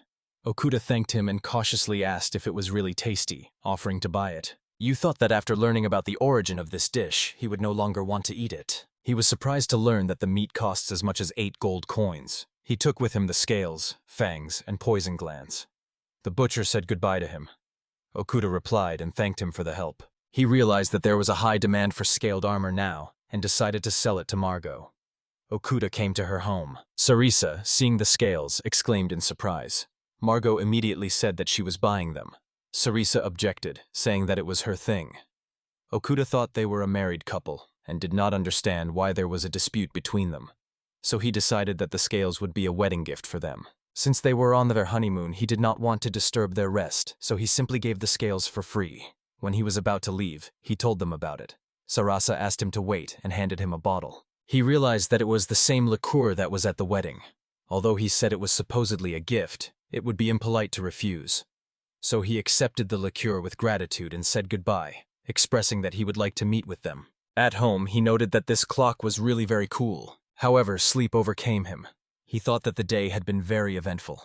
Okuda was surprised that he was so tired. He hugged his puppy Ash and told her that she was a good girl. Okuda happily noted that the fang of the ash wolf had become a wonderful decoration for his neck, and now he hopes that it will protect him. He took the dagger in his hands and, looking at it, began to think about what might happen to it next.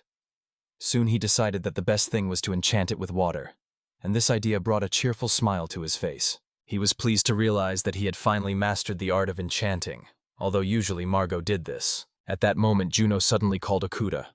Okuda flinched from surprise, admitted he was scared, and asked what he was doing. In response, Juno gestured to something that needed attention. At first, Okuda did not understand, but then he tried to decipher the gestures. He concluded that it was about drinking, and also that the interlocutor was hinting at a girl. He thought that Juno was calling him to the tavern where he could meet girls or relax. Juno explained that he was going home and would return in the evening. Okuda hesitantly agreed. Although he still believed that everything happening was not at all like Juno's behavior, he began to wonder if something was bothering his friend again, because he clearly did not just want to sit with a glass.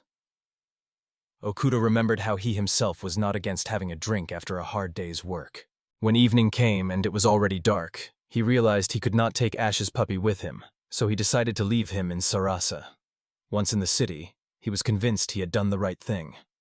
Margot went into the store, and the conversation turned to the delivery of daggers. Margot thanked him, said that the store was still open, and invited him to come in.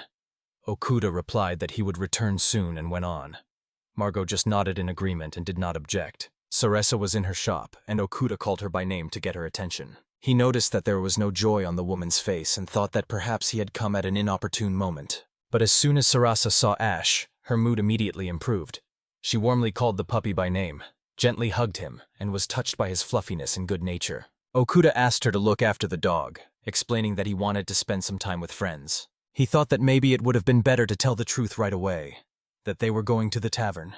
To explain everything, he gestured that it would be fun there, with alcohol and maybe girls. Okuda noticed that Sarasa's facial expression changed, and realized that he had made an awkward mistake that she did not like at all. To smooth over the situation, he left a coin, calling it compensation, and again asked to take care of the dog. Okuda finally met with Margot and Juno, thanked them for waiting, and noticed that they had already started drinking. Margot invited him to join, and Okuda agreed, although he hesitated a little. He began to think that maybe in the tavern he could relax and try something new. The meeting place turned out to be a tavern called the Cradle of the Butterfly.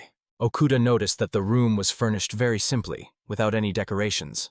This surprised him, and he wondered if people really came here just to eat, since this place seemed familiar to him from memories of the past world. He did not expect to end up here, but since he had come, he decided not to stay on the sidelines. He was surprised that each of them had his own girl. They smiled and wished him success. Okuda did not immediately understand what exactly it meant. One of the girls invited him to sit next to her. He noted to himself that he got a calm and beautiful interlocutor. Okuda greeted her and gladly said that he was glad to meet her. The girl replied that it was already evening outside.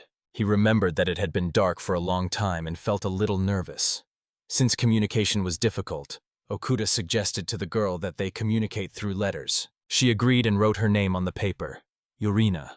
He offered her a treat to show attention. Yurina thanked him for his politeness. Somehow it seemed to me that I was that accountant from the academy who incredibly quickly learned foreign words on business trips abroad.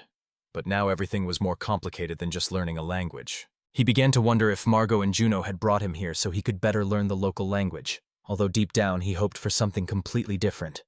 He was also curious about how their evening was going. Okuda turned to Margot and saw something completely unexpected and strange that immediately triggered an internal reaction in him. He thought to himself that if Sarasa found out about it, he would definitely tear Margot to pieces. But then he decided that it was still Margot's personal matter. Okuda again returned to the conversation with Yurina, thinking about what else to talk about. Something interesting and unusual for discussion came to his mind, but suddenly music distracted his attention. He heard the bard singing and became interested in what exactly the song was about. Okuda continued communicating with Yurina using paper and pins. To understand what she was writing, he used his evaluation skill, which allowed him to decipher the writing. He understood that the main idea of this song is this. On a distant mountain in the west, a large tree has been growing for 10,000 years. At the root of this tree hides a flower that glows with gold brighter than the sun, and this flower is called Urian. This sacred tree is guarded by mighty divine creatures. According to an ancient legend, the nectar of this flower can cure any disease. If you mix this herb with other rare ingredients, you can make an elixir from it. For this, you also need Irina herb, the healing plant Melaine, and a hair of the divine beast. Having thought that all this was very interesting and informative, he thanked Yurina for such an exciting story and sincerely expressed his gratitude. In his thoughts, he was convinced that his guess was correct. Girls and bars really teach foreign languages wonderfully. He remembered that his friend was telling the truth when talking about this place. When the meeting ended, the girls said goodbye and invited them to come again. Margot confidently promised that they would definitely return. Okuda also thought that he would like to come here again to continue the conversation with Yurina. Leaving the tavern, Margot asked if Okuda liked it. He gladly replied that the evening was wonderful. He thought that everything happened exactly as Margot and Juno had planned. They were worried about him because he hardly communicated with women. Okuda understood that if it weren't for his friend's initiative, he would never have dared to come to such a place himself. He believed that meeting Yurina was only possible thanks to the efforts of Margot and Juno. Okuda kindly turned to the puppy named Ash, surprised by her appearance. He initially did not even understand how she ended up here. At that moment, Sarasa and Elsa appeared before him. He realized that everything had changed and said he was going home to sleep. But here Sarasa suddenly grabbed him and Margot and pulled both of them home, not even letting them say a word. Okuda mentally apologized to his friends, as he believed he was partly to blame for what happened. He felt embarrassed because he did not think he had done anything wrong, but the feeling of guilt still did not leave him. To himself, he reminded that he had the right to remain silent. Margot and Juno bowed to Sarisa and Elsa, whether as a sign of respect or repentance. Okuda noticed that the situation was gradually calming down. Suddenly, the puppy Ash turned around and started sniffing something. Okuda asked him what he was doing. The puppy stuck its nose into Margot's pocket and pulled out some object. It turned out that this thing belonged to one of the girls in the tavern. Sarasa noticed this and suspiciously asked where this thing came from. Okuda felt a strong anxiety and thought that this was the end. He seemed to himself that right now he would answer for everything that had happened. But suddenly Sarasa said that he could go. Okuda decided to take this chance to leave without consequences, so he said goodbye and apologized. He thought that now the main thing was to get home as quickly as possible, because staying on this battlefield no longer made sense. Okuda was on the roof fixing the house when he suddenly smelled a pleasant aroma. Since then, he couldn't stop thinking about her and realized that maybe it was love. If so, it would pass quickly. He was never in a romantic mood for long. He finished all the work and noticed it was already late, and the tavern had just opened. Although he wanted to, he convinced himself that he had nothing to do with her. Still, he really wanted to drink something tasty. The tavern had many different drinks he would try. Besides, it was high time to learn the language. But still, he decided it was worth going to the tavern, although he felt it would only bring problems. In the end, he did go to the tavern and even bought souvenirs that the girl really liked. She also added that it was a great snack to go with drinks. After that, Okuda started visiting her often. He enjoyed spending time with her. But even when he felt good, sometimes he returned to reality. He didn't boast, but many women liked him at work, although he didn't let anyone into his heart. He noticed that he hurt those who became close to him. Because of this, it hurt him so much that he began to hate himself. Now he could no longer act thoughtlessly in relationships. He wondered if Irina guessed his feelings. She always gave her all, even in a simple conversation, could have coffee with him and make him happy. He would never leave her. She truly listened to his words. He was interested in this city and the whole world, and she was interested in hearing his thoughts. Maybe this was her way of enchanting men, but he saw that she really liked spending time with him. He looked only at her. She shone like a star. He really wanted to learn more about her. He constantly repeated that he wanted to get to know her better, learn all her secrets, and in return promised to reveal his own. She agreed, and Okuda could not even imagine that the time spent with her would be so pleasant. He returned home and thanked the man for taking care of Ash. He also said he was glad that everything was going well for him and Juno. The man smiled and suggested lighting a fire. It seemed that late autumn had already come, and soon such a frosty winter would arrive that the boys would see icy silver dust in the air. Therefore Okuda had to prepare for the severe cold. He said goodbye to Juno and the man, then returned home and got down to business, thinking about what his gift would be like. He began writing in the book everything he had seen today. He was sure that Jorena would be happy because she was very curious and could also add her recipes there, although it was not that important. At the end, he signed that the book was dedicated to Jorena from Kegu Okuda. The boy understood that the girl might think he had no taste at all because he was giving her a homemade book, but he still decided to see what would come of it. He lit the stove. The house became very warm, and now there was no need to worry about winter. Time passed. The boy came to Urina and brought her a book. The girl was very surprised by such a gift. The boy was also surprised, as he too received a book from her. Also a whole set of clothes, winter things that they wear here. He needed to change right away, and Okuda said that these clothes were very warm. Jorena said he looked great in them, then asked if she could look at the book right now. As soon as she started reading, she immediately realized the book was incredible. At that moment, Okuda understood that all his efforts were not in vain. The girl was impressed by the content of the book and read it with enthusiasm. She suggested Okuda read her book. She gave him a grimoire, the basics of survival and ice magic. Explaining what was written, she stood very close, so the boy tried to concentrate on the text. There he learned to conjure ice and added it to the drink. The boy was very happy that he succeeded and mastered a new frosty skill. Then he realized that he could acquire skills from books. Now he understood how Urina creates ice in the form of stones, so he decided to try this magic himself. As with other spells, the result depended on how much strength and time you spent. even if you followed the book. He added ice to Yurina's glass, for which she thanked him and suggested reading the book together.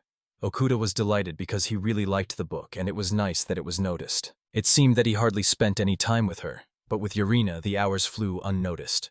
Everything was simple and calm. Later he returned to Juno, thanked the guys who took care of his favorite, and went home again. It was already night, so he lay down on the bed. He felt that he was avoiding people precisely because of his boss's words. Being late is the same sin as murder. After all, by being late you take away people's time, and therefore, a part of their life. If you think about it, he was not always attentive to others, and that also means he was taking away their life. But in this world he feels nothing like that. When he talks with Juno, Margot, Sarasa, and Elsa, maybe they slow him down a bit, but perhaps that is what true friendship is.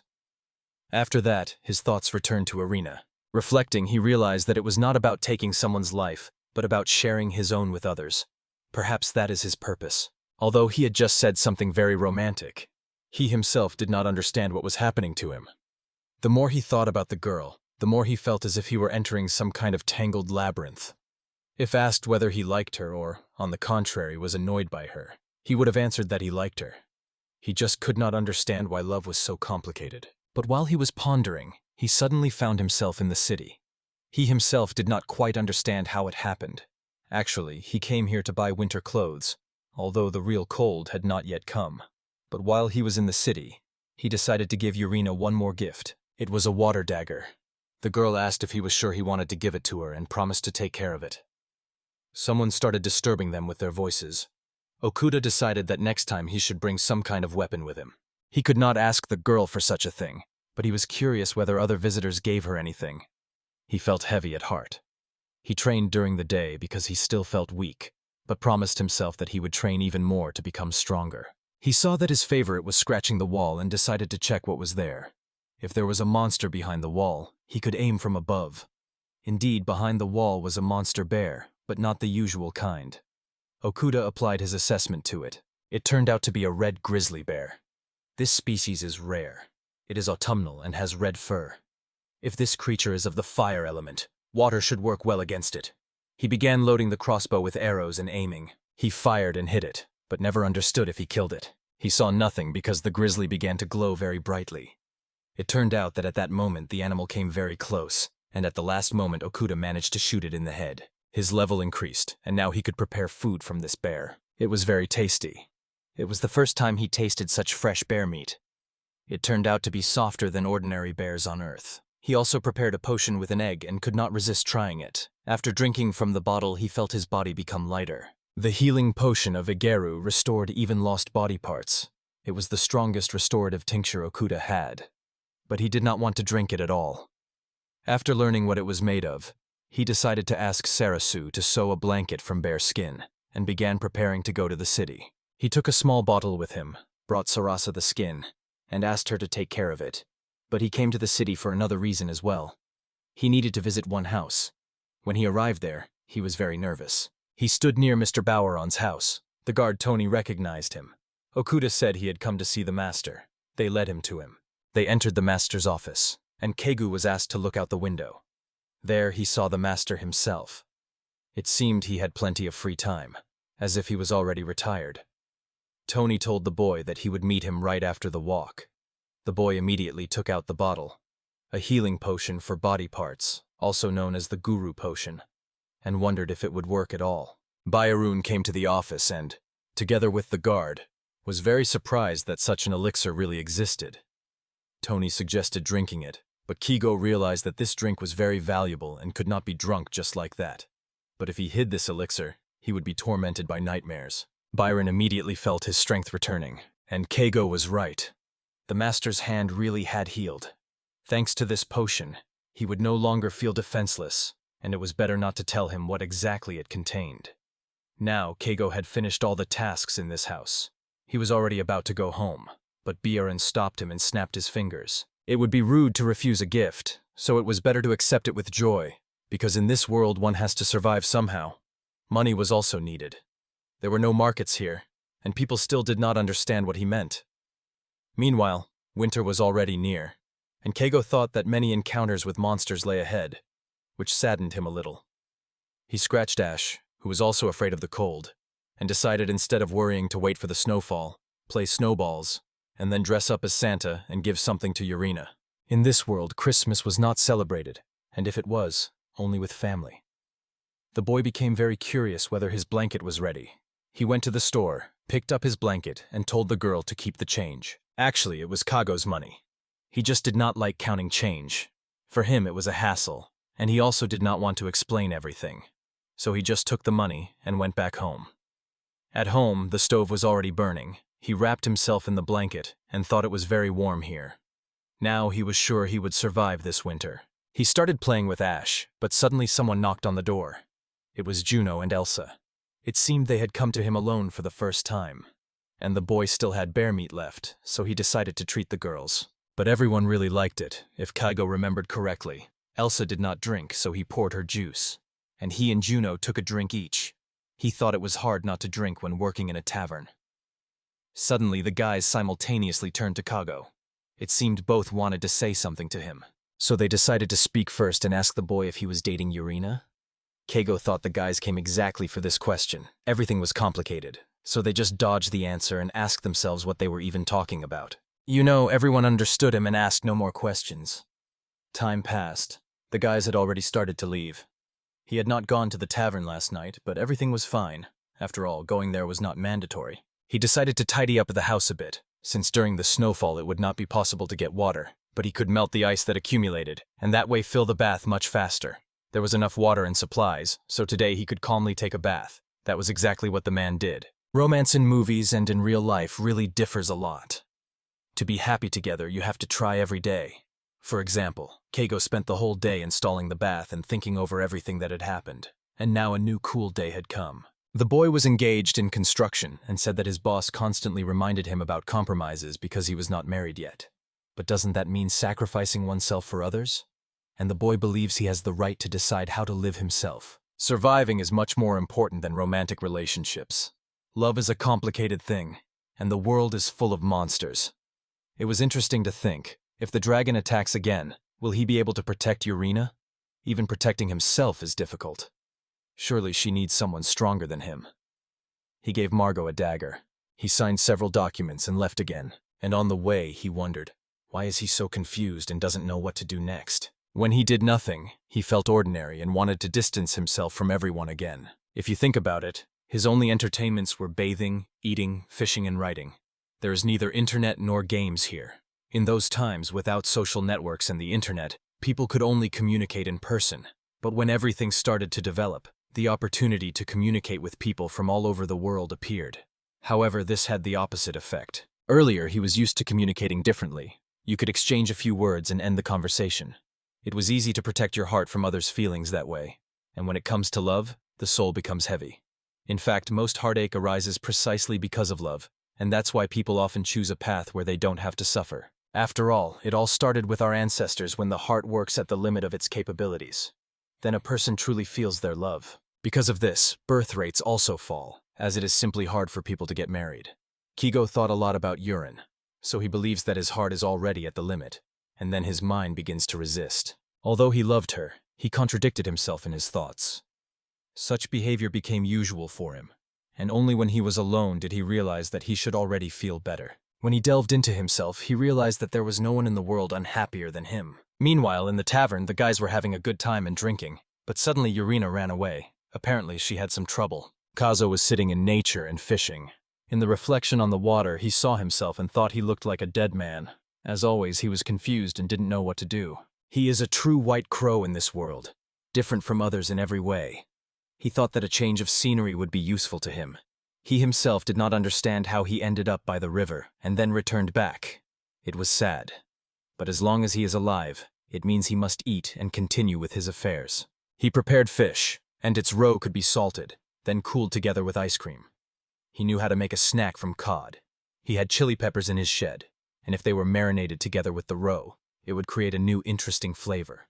But when he went outside, he saw Ash barking at the fence. He saw the girls, opened the fence, they ran inside, and the boy asked what had happened. Ash thought that they were probably being chased by monsters. He did not want to get involved in trouble, so he closed the fence behind him and said it was better to go inside the house. The girls thanked him for the help, but Keigo did not understand what was going on. The girls began to undress, but the boy said it was not worth relaxing too much in the house of a stranger man, and asked them to put their coats back on. Suddenly Ash fell silent. The boy became interested if there were any monster tracks outside. He said he would go check, and the girls with trembling hands offered him to stay overnight with them.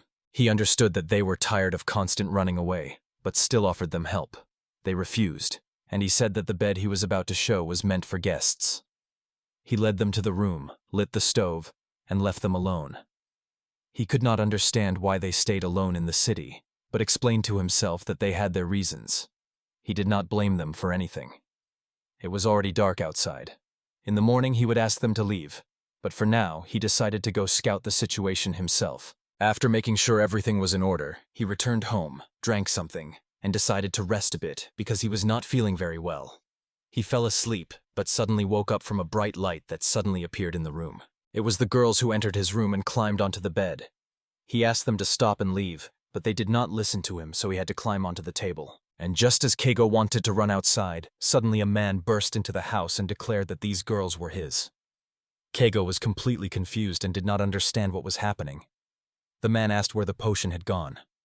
Keigo could not understand how he knew about the partial effect potion, and if it meant the potion that healed the right hand of that nobleman, then apparently someone had revealed the secret. The man began attacking Keigo, but he set the man's hair on fire and drove him out of the house. Keigo thought that this man might have been sent by Heinrich. The man fled, and Keigo began thinking about what to do next. He looked at the girls and realized that he himself did not understand what was going on. He really did not know when it would be right to let the girls out into the cold. Behind the fence, he noticed a cart with Margot. The boy did not expect to see them here at all. The boys were very worried about Kaga and told him everything that had happened, so the situation became clear. It turned out that the girls had been drugged. Yurina spoke with the employees of the beauty salon. It was revealed that the former Mohawk was expelled from the red light district. He ordered 3 beauties, whom he himself chose in this area, to attack Kino and kidnap him. Yurina learned about this plan thanks to her connections in the entertainment district. She informed Margot and the others, and they immediately set off to the scene. The girls were sent to sleep in the blacksmith's hut. Margot approached Kago and quietly told him that Yurina was very worried about him. After that, they decided to throw a party. Kago wanted to invite the 3 kidnappers, but they were embarrassed and refused. There was little food, but it was already late, so they had to make do with what they had. He thanked the boys for waiting and said that a new dish appeared on the menu today. It was cheese with cod roe. The boys were delighted and noted with surprise that it was very tasty. And also, when they all ate together, it was very pleasant. Uran started pouring drinks for everyone, and Keigo asked her to talk outside. They went together, and for some reason after that incident, he stopped coming into her shop without explaining anything. It was very cold outside, and the girl immediately began to shiver. Kago was surprised that she ran after him in such light clothing, so he apologized to her. He threw a fur coat over her shoulders, and they looked at the sky together. It started to snow. Now Yurina looked like a real angel with snow-white wings. She smiled broadly. Kago apologized to her for not coming into her shop, but he had to tell her what he wanted. He had to confess his feelings before Yurina disappeared along with this light snow. The girl asked why he was thoughtful. Kato replied that he could not stop thinking about her and confessed his love, and the girl said that she loved him too. They looked into the distance with relief. The boy shook the snow off the girl, but she asked in surprise what had happened. Tears appeared in his eyes, and Keigo thought that he did not even notice how he started crying. At that moment, it seemed to him that the strong desire that overwhelmed his heart would disappear along with the melting snow. If Yurina got into trouble, he would be the first to rush to help her. When she was sad, he wanted to be near her. He told her that everything was fine. The tears appeared by themselves. He was ready to be both a shield and a sword for her on this magical night, when the wings of angels seemed to be swirling in the air. Ash suddenly jumped out from somewhere. It turned out that the guys were watching their confessions, and everyone immediately felt awkward. But in a moment, everyone began to congratulate Keigo and Arena. The young lovers looked at each other lovingly, and then cheerfully talked with the guys about their feelings for Yurina. Later, everyone drank quite a lot. Kago could not have imagined that this night would be so fun and happy, and that everything would turn out just like that. They all lay down to sleep right on the floor. The boy decided that morning was coming soon, and he needed to prepare rice porridge for everyone. The only exception was Yorena. She sobered up quickly, but he had such a strong hangover that he lay powerless for another 2 days. In the morning, everyone was already getting ready to leave. Each of them had their own affairs. The boy said goodbye to Kigo and gave a blanket to Yorena. He learned a few words in the local language. Yorena also remembered a few words in Japanese, and both of them were a little happy about it. Everyone agreed to meet later and said goodbye. Keigo was left alone but began to sneeze. Ash calmed him down, saying everything was fine. It was already time to go home. Only a few hours had passed since everyone left, and Kago already missed Yorena. He did not want to be alone. He felt very lonely. Kaga quickly packed his things and ran out onto the street. I set out on the road and on the way wondered if Yorena still worked at that place. He was sure that she was already used to dealing with drunk men, and just imagining it made him angry. He understood that she was free to do whatever she wanted, and interfering meant limiting her freedom. He knew it was not a very good idea, but now he no longer controlled his emotions. He understood that he should not act impulsively, but he could not help himself and still came to the tavern. Margot and the others were already asleep because it was midnight. He did not want to wake them, so he decided not to ring the bell. He approached the tavern door himself, but he was very embarrassed. He had traveled a long way, and was now standing almost at the goal. He was so nervous that he did not even pay attention to his anxiety. But if there was a moment in his life when he needed to act, it was right now. He opened the door and went inside. He immediately noticed Jorina, whom everyone was looking at with admiration, and the boy instantly took her aside so that no one would bother her. He asked her not to be afraid. The girl understood that he was worried about her and thanked him, but the visitors were not happy at all about his appearance because he started barking. And all the girls gathered around him, touched. They took turns touching him and said that he was their little fluffy client. Keigo thought that they clearly loved animals here. Ash was popular everywhere he went, like a real mascot of this place. Yorina showed Keigo where they would sit and began pouring drinks. But suddenly a woman approached them. She always seemed to him to be the main one here. For some reason he felt danger and understood that it was better not to argue with her. He was even glad when she just greeted them because he thought she would be angry that he came with a dog. The bandits entered the building, saw Yorina, and immediately approached her. Keigo realized that it was better not to get involved with such people, but they themselves headed towards him. One of the men began pointing to his head and saying something in the local language. The boy immediately understood that this was the same guy with the mohawk whom he had set on fire. He felt sorry for the boy because of his hair, but Yorina was working here, so it was necessary to resolve things peacefully to avoid causing her even more problems. He had almost nothing left, because he had given most to the nobleman. He took a bottle of potion from his pocket and offered the boy to drink it. He himself was not sure if the potion would help restore the hair, but the boy drank it anyway. The mohawk grew back again, and Keigo seemed to have seen something like this before, and the hair became even longer than it was. Everyone was happy for this man, because he had hair again. The young man thought that now he could finally relax and calmly drink with Yorina. But the man grabbed Yorina's hand and said that the conversation between them was not over yet. The boy jumped up and set his hair on fire again with a fiery sword, and the woman hit him in the stomach. He fell to the ground and Keiko thanked the woman. He asked Yorina if she was okay, because he did not even suspect that she was also in danger, and that working here had become unsafe. He said that they would leave here together, address the woman manager, and explain that he was taking Yorina. In his thoughts, he begged her to let them pass, because now was not the time for arguments. Moreover, the hostess looked even scarier than those bandits. So Keigo took out a pouch with 300 gold coins and gave it to the woman. For him, Yorina was more precious than any money. The girl also asked the master to let her go. She did not want to do it, but still agreed. Yorina hugged the woman and thanked her. The woman promised to distract the bandits while the boys ran away, and that is exactly what happened. The bandits tried to grab Yorina, but she stopped them and fought them off. It was brief. Yorina and Kago could not run far. They turned into an alley and ran even further. They hid behind a barrel. Kago immediately started thinking about how to protect the girl. He froze a puddle. But he had almost no mana left, so he needed to somehow restore it. He used wind on the girl, and her skirt lifted. This immediately attracted the bandits' attention.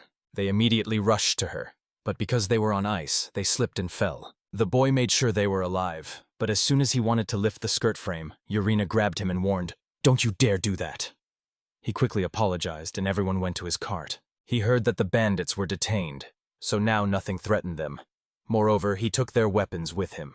They approached the gates. The guard greeted them, but the boys did not stop and drove further. Then they kissed. And that very evening the wind died down, The snow stopped, as if nature itself was greeting them at that moment. On the quiet road, where only the sound of wheels was heard, the girl was writing a letter to the boy. She wrote that if it became hard for him to be with her, if it was hard to endure the pain together, he could leave. She, of course, would be sad and even cry, but still wants to be with him because she loves him very much. Yorena knew about Kagos's desire to be alone and his dislike of people, but she still accepted him as he was. She even devised an escape route for him in advance, although he could not imagine how anyone could be so kind to him. He felt like a stranger in this world and often thought, what if one day he wakes up and finds himself in Japan? If tomorrow he is suddenly separated from Yorena and Esh, his heart will break from pain. He must not let Yorena find out about this. He simply cannot imagine his life without her anymore. Thus began his life with Yorena. He dreamed that they would grow old together, and when they became grandfather and grandmother, he would tell her every day how much he loved her. He was sure that everything would be fine for them despite all the difficulties. After some time, Yorena heard someone knocking on the door. Guests arrived. Margot and Juno. They hadn't seen each other for a long time. It turned out that Yorena had left her things with them. Kiko asked how the mother from Yorena's previous job was doing. They carried all the things into the house. Yuno was talking with the girl.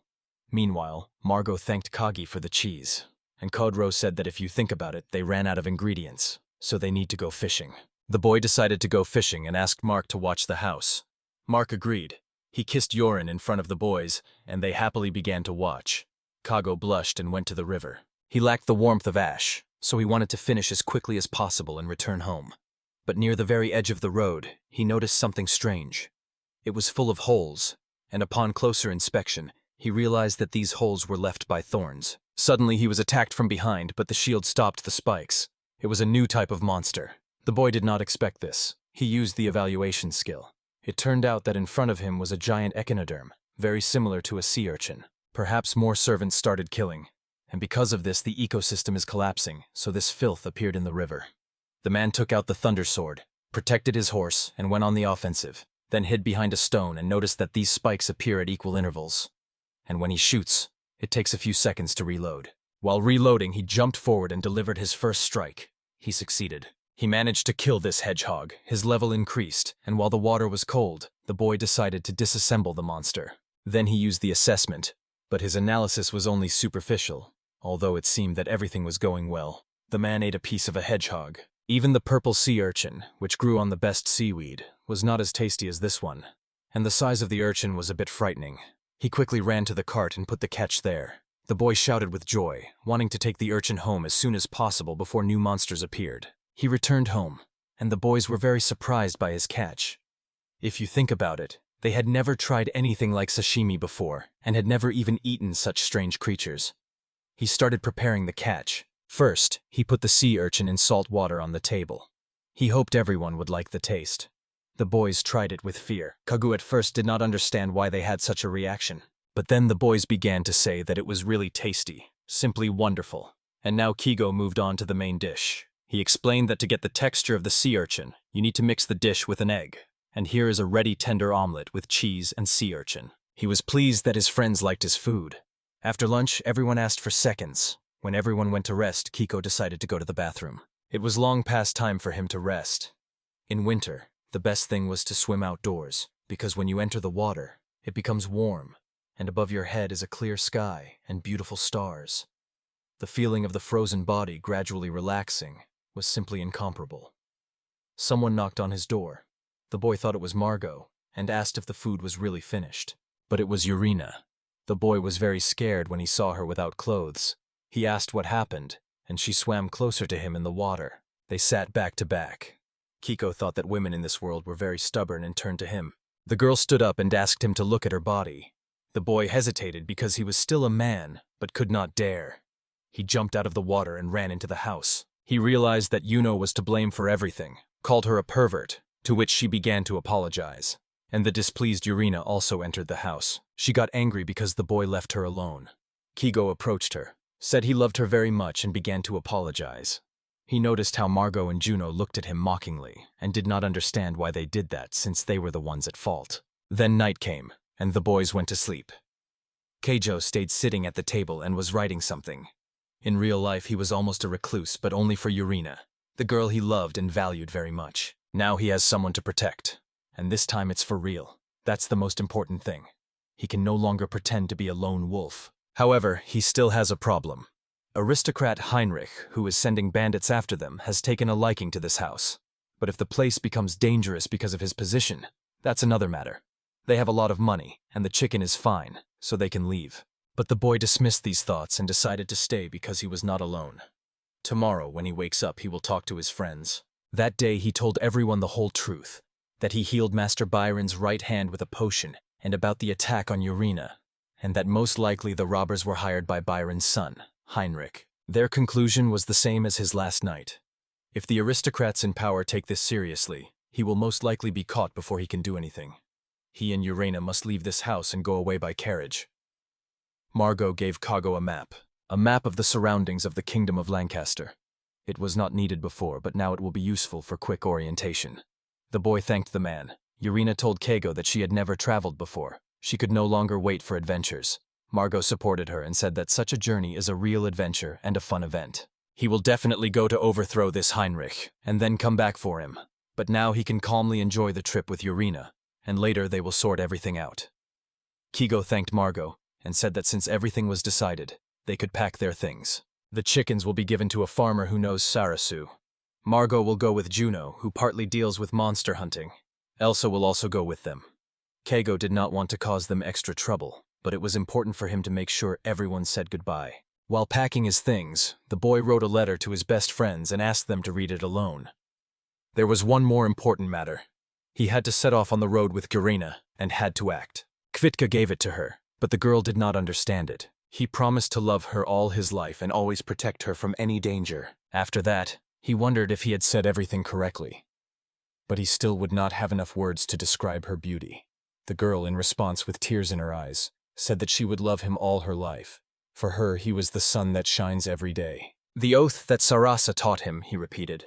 It is a sign of a happy marriage.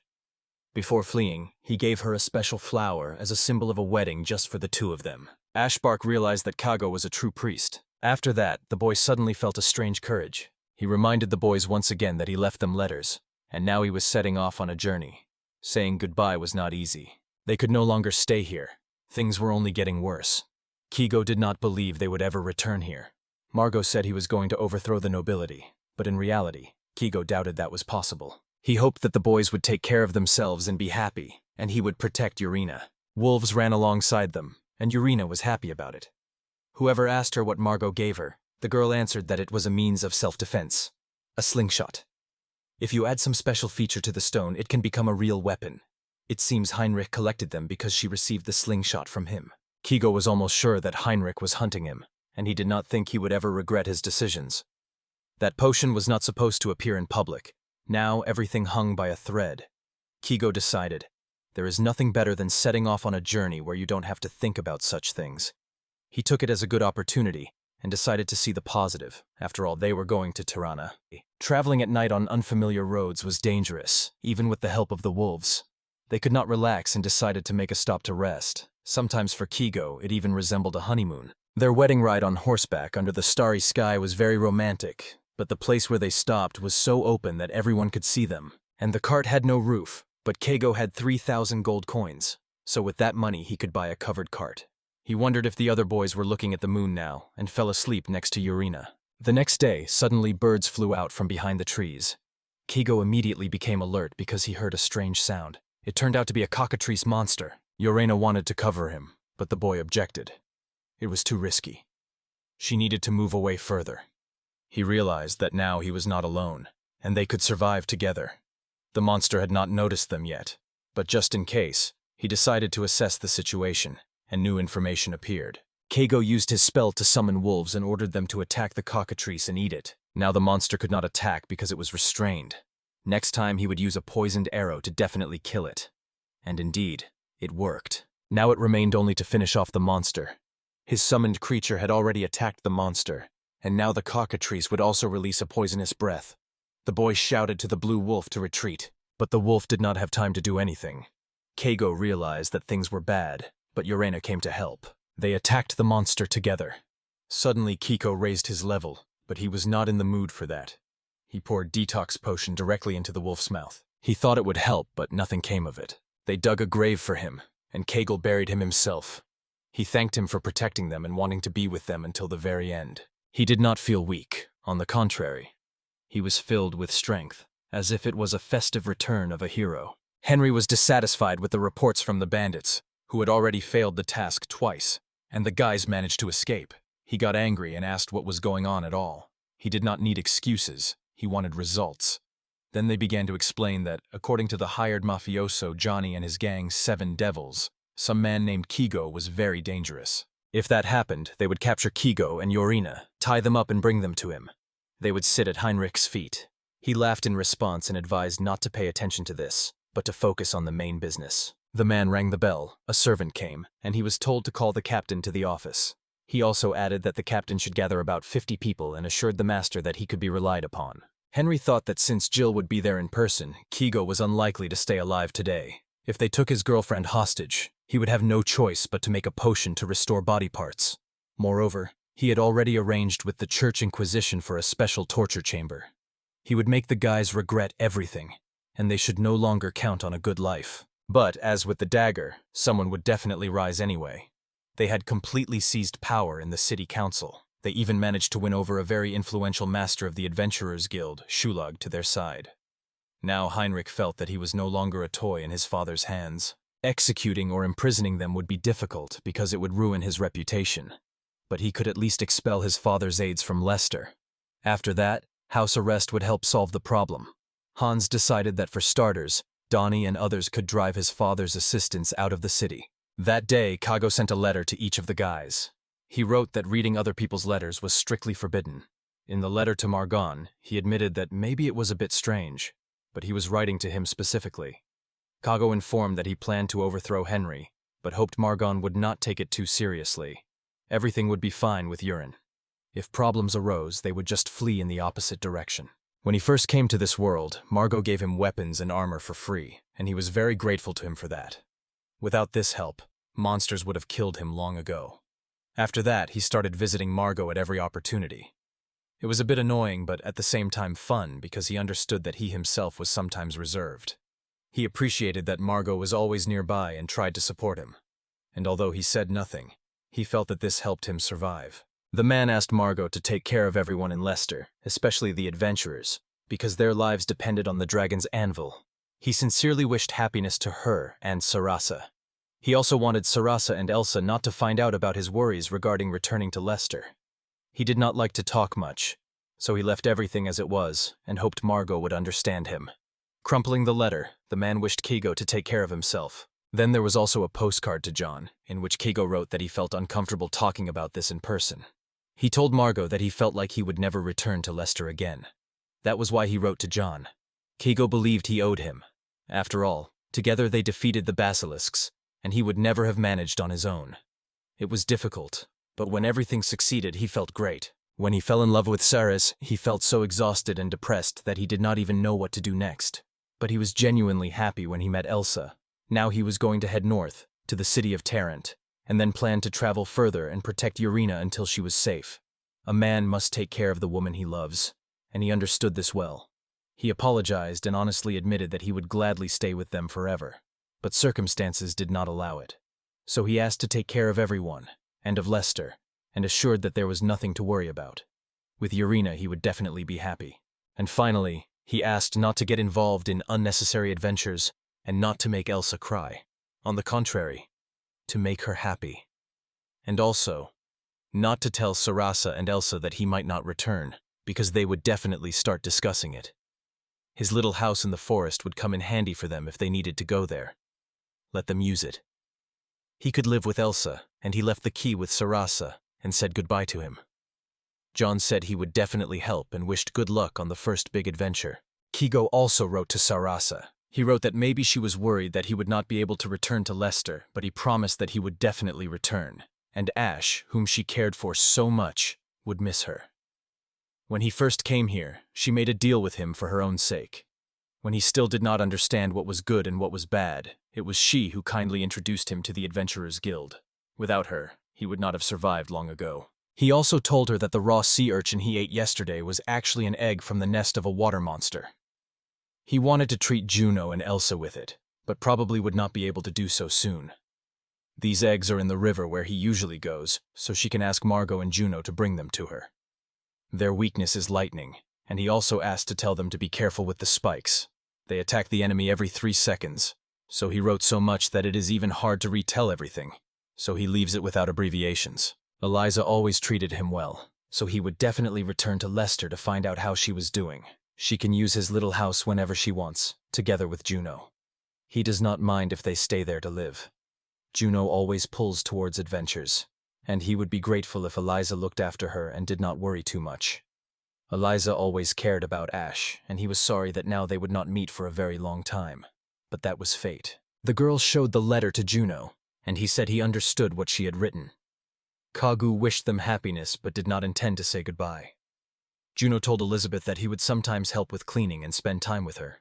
But Margot was very unhappy. She called Kago a misanthrope who did not even want to live in Leicester. He did not understand how he would live without their support. The man was in despair. He believed that Kago should be free. He began to write a letter to Master Baron and all acquaintances, because he thought only about one thing: to defeat Henry and save his friends. But Esh said in his own language that the valuable name was given to him by the Master. He sees the color of the creature's soul because a stain appears on its body. The Master and Urena together, their soul shines brightly like a flame. Now that Master and Urena are together again, his soul shines even brighter than before. He was sad to say goodbye to Sarah and Elsa. Memories of the time spent with them still warm his heart, but now he enjoys fun adventures with Uncle Blue Wolf. Uncle Blue Wolf taught him many things. He explained which way to go and where the villages are. He also told about the village of Vovkiv. There grows a giant sacred tree over 10,000 years old. When a wolf dies, its soul merges with this tree, and it becomes a heroic spirit. That is why wolves are brave and can stand up to even the strongest enemies. A new leader must develop gradually and not rush. But next time he needs to learn to speak well. The wolf was very kind, sometimes strict, and always courageous.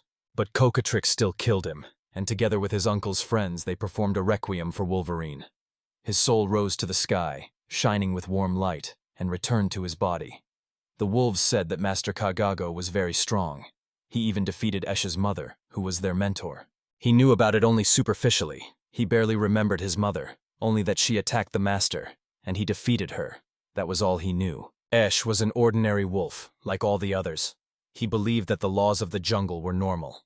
The Master and uncle also fought for life, for their safety. If he lost to a stronger one, he would simply die. It's that simple.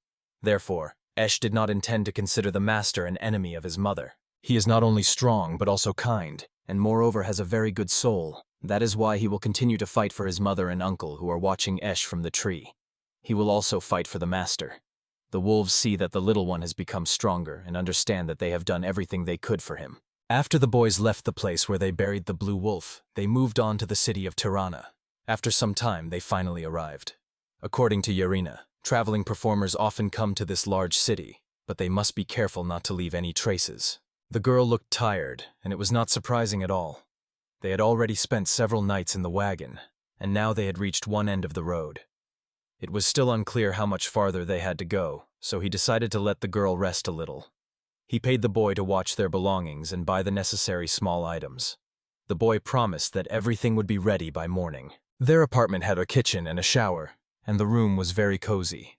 The boy said that today they would have a good rest, but suddenly the girl came up to him and said that she did not want him to run away today. Time passed, and in the morning the boy, as he promised, brought everything that was ordered from him, even a cart with a roof, and also bought a fine horse. The boy was paid for this work. Kago named the horse Queen May. The boy said it was a very beautiful name. The young man asked the boy to help him carry things. In response, the boy asked how many silver coins he would pay him, but it was just a joke. Urena went outside and handed him a sheet of paper. It said that the girl wanted to see the city. They were only in a neighboring town. Kiko was already about to leave as far as possible, but Urena wanted to at least look around a little. So, the man replied that, of course, since they were in the city, they would take a walk, and they really went for a walk. They came to the circus and had a good time there. After the walk, they checked out of the hotel. They would have gladly walked around the city some more, but probably they shouldn't stay here long. And Kiko's premonition did not fail him. They did not even suspect that danger was very close. Henry was disappointed that he could not catch him as soon as he learned from a nobleman of the tyrant where Keigo was located. He immediately called for help from the Jiru Corps to catch the fugitive, but the constant courtyard where they had stopped was already empty. At the same time, Henry, accusing Keigo of a crime, ordered posters about his search to be posted all over the city, but even after that, Keigo could not be caught. It turned out that reaching him was not so simple. He even thought about announcing a large reward for him, but it would be boring if he died. If Henry stood out too much, other noble people might notice his abilities. This tincture was supposed to belong only to him, so he had to act secretly and then force Henry to obey. He would order urine to be tortured in front of him. He ordered the guards to bring him a horse and find a new woman. He was going to show this man what humiliation was. Johnny was a street hooligan. He grew up in poor neighborhoods and had a fierce enemy. His life was not without injuries either, but thanks to his sidekicks, he found time for fun as well. Eventually, he became the owner of a luxurious mohawk, and every time he was praised, Johnny simply glowed with happiness. One day they received an order from an old man with a white beard. Although he behaved quite unusually, after they started executing his plan, everything went smoothly. First seduction, then kidnapping. Hetch failed. They messed everything up, even lost their weapons, and in the end Johnny also managed to lose his favorite mohawk. Next, it was about Urina, who worked in a small tavern. Although the establishment was small, she still considered it her family. Each visitor had their own past, which they kept to themselves, and this also applied to Urina herself. She had an older brother named Sato. They often faced pain, burns, cuts, threats, violence, and insults. Their childhood was very difficult. Because of this, when the girl was 7 years old, her mother took her own life. But one day when their father was not looking, the kids ran away. They began living independently in the slums. The brother always gave his sister more food, while he remained hungry. But there is a limit to everything. One day he became so weak that he lost consciousness due to illness. Unfortunately, he did not live long after he fainted. He passed away, and for her everything lost meaning. Sitting on the roadside, the girl awaited death, but someone unexpectedly extended a hand to her. Large hands easily lifted her up while she tried to say something. She still remembers how much warmth and kindness they had. They gently wrapped her like wings. She was taken in by the owner, Josephine. She not only sheltered the girl but also fed her, gave her a clean bed, and helped her recover from what she had experienced. When her sight gradually returned and her voice appeared, the girl cried and hugged her savior. Then she began helping around the household and later worked in the tavern. Everyone here had their own duties. The girl was not questioned about anything and was warmly accepted. Over time, life became calmer, and her emotional wound gradually healed. Sometimes her mother taught her how to defend herself. She did not understand why it was necessary before, but now everything became clear. Children are often kidnapped, sold, and used as toys for the rich, and her mother had already saved her twice from such misfortune. Having come to her brother's grave, the girl shared with him news about her new life and work, and it seemed to her that her brother was moved as well. Then she learned that her father had already passed away. In the tavern, she met the very man with whom she wanted to tie her life. It was Kago. Now the boy was sitting and pondering what Yorina once said. She likes the red flowers of the bearberry that grow right beside the road. This flower does not look refined at all, but it is very resilient, and that is exactly why Yorina values it. This story reminded him of how the girl shared her past with him. If she was able to open up to him, then she trusts him. The boy thought that she probably believed he did not notice, but since they started living together, the girl had become less shy and more often showed her tattoos. He was very surprised not by the number of drawings on her body. This seemed like a common fashion here, but by how easily Yorina undressed. For the first time in his life, the boy felt true love for another person. He was sure he would never meet such a wonderful girl as Yorina again. One day, they were attacked by a giant sea urchin, but the boys quickly and easily dealt with it together. Then they prepared dinner, divided the duties between themselves, and lived together peacefully. They cooked delicious food together. Then they went to bed. Sometimes Yorina fell asleep not on the bed, and Kago carefully laid her down to sleep. He could have gone to sleep himself, but he knew it was no longer the same, because now there was another person nearby. When he first came to her workplace, the girl was different from the others. She seemed calm, but in reality, she avoided men, and her tattoos hid her emotional wounds. Despite all the difficulties, she could still smile and be happy because there were wonderful people around. All the girls in that place have their own story, but they get along well because they were saved by one mother. When friends asked Irene if she would be lonely, she replied that on the contrary, she was glad to go on a journey. This place was a real home for her, and someday he would like to bring her back here. Also, if she were perfect, he was sure he would never have fallen in love with her so deeply. She did everything possible to survive in harsh and lonely conditions. Perhaps this is what resembles Jorbera, and that is why he fell in love with her. He decided to apologize and sincerely share his feelings in a letter. And when the girl wakes up tomorrow, he will show her how much he loves her. The next morning, the girl looked offended, but the boy greeted her with good morning, and the offense immediately disappeared. It turned out that he forgot to confess his love to her yesterday, so she was upset. Then he handed her a letter and asked her to read it. She reread his letter again and again, just as she looked through the picture book he gave her, even though they were together. It felt as if he wrote the letter to a girl from another country, and they confessed their love to each other again. Kago fell in love with her again every day.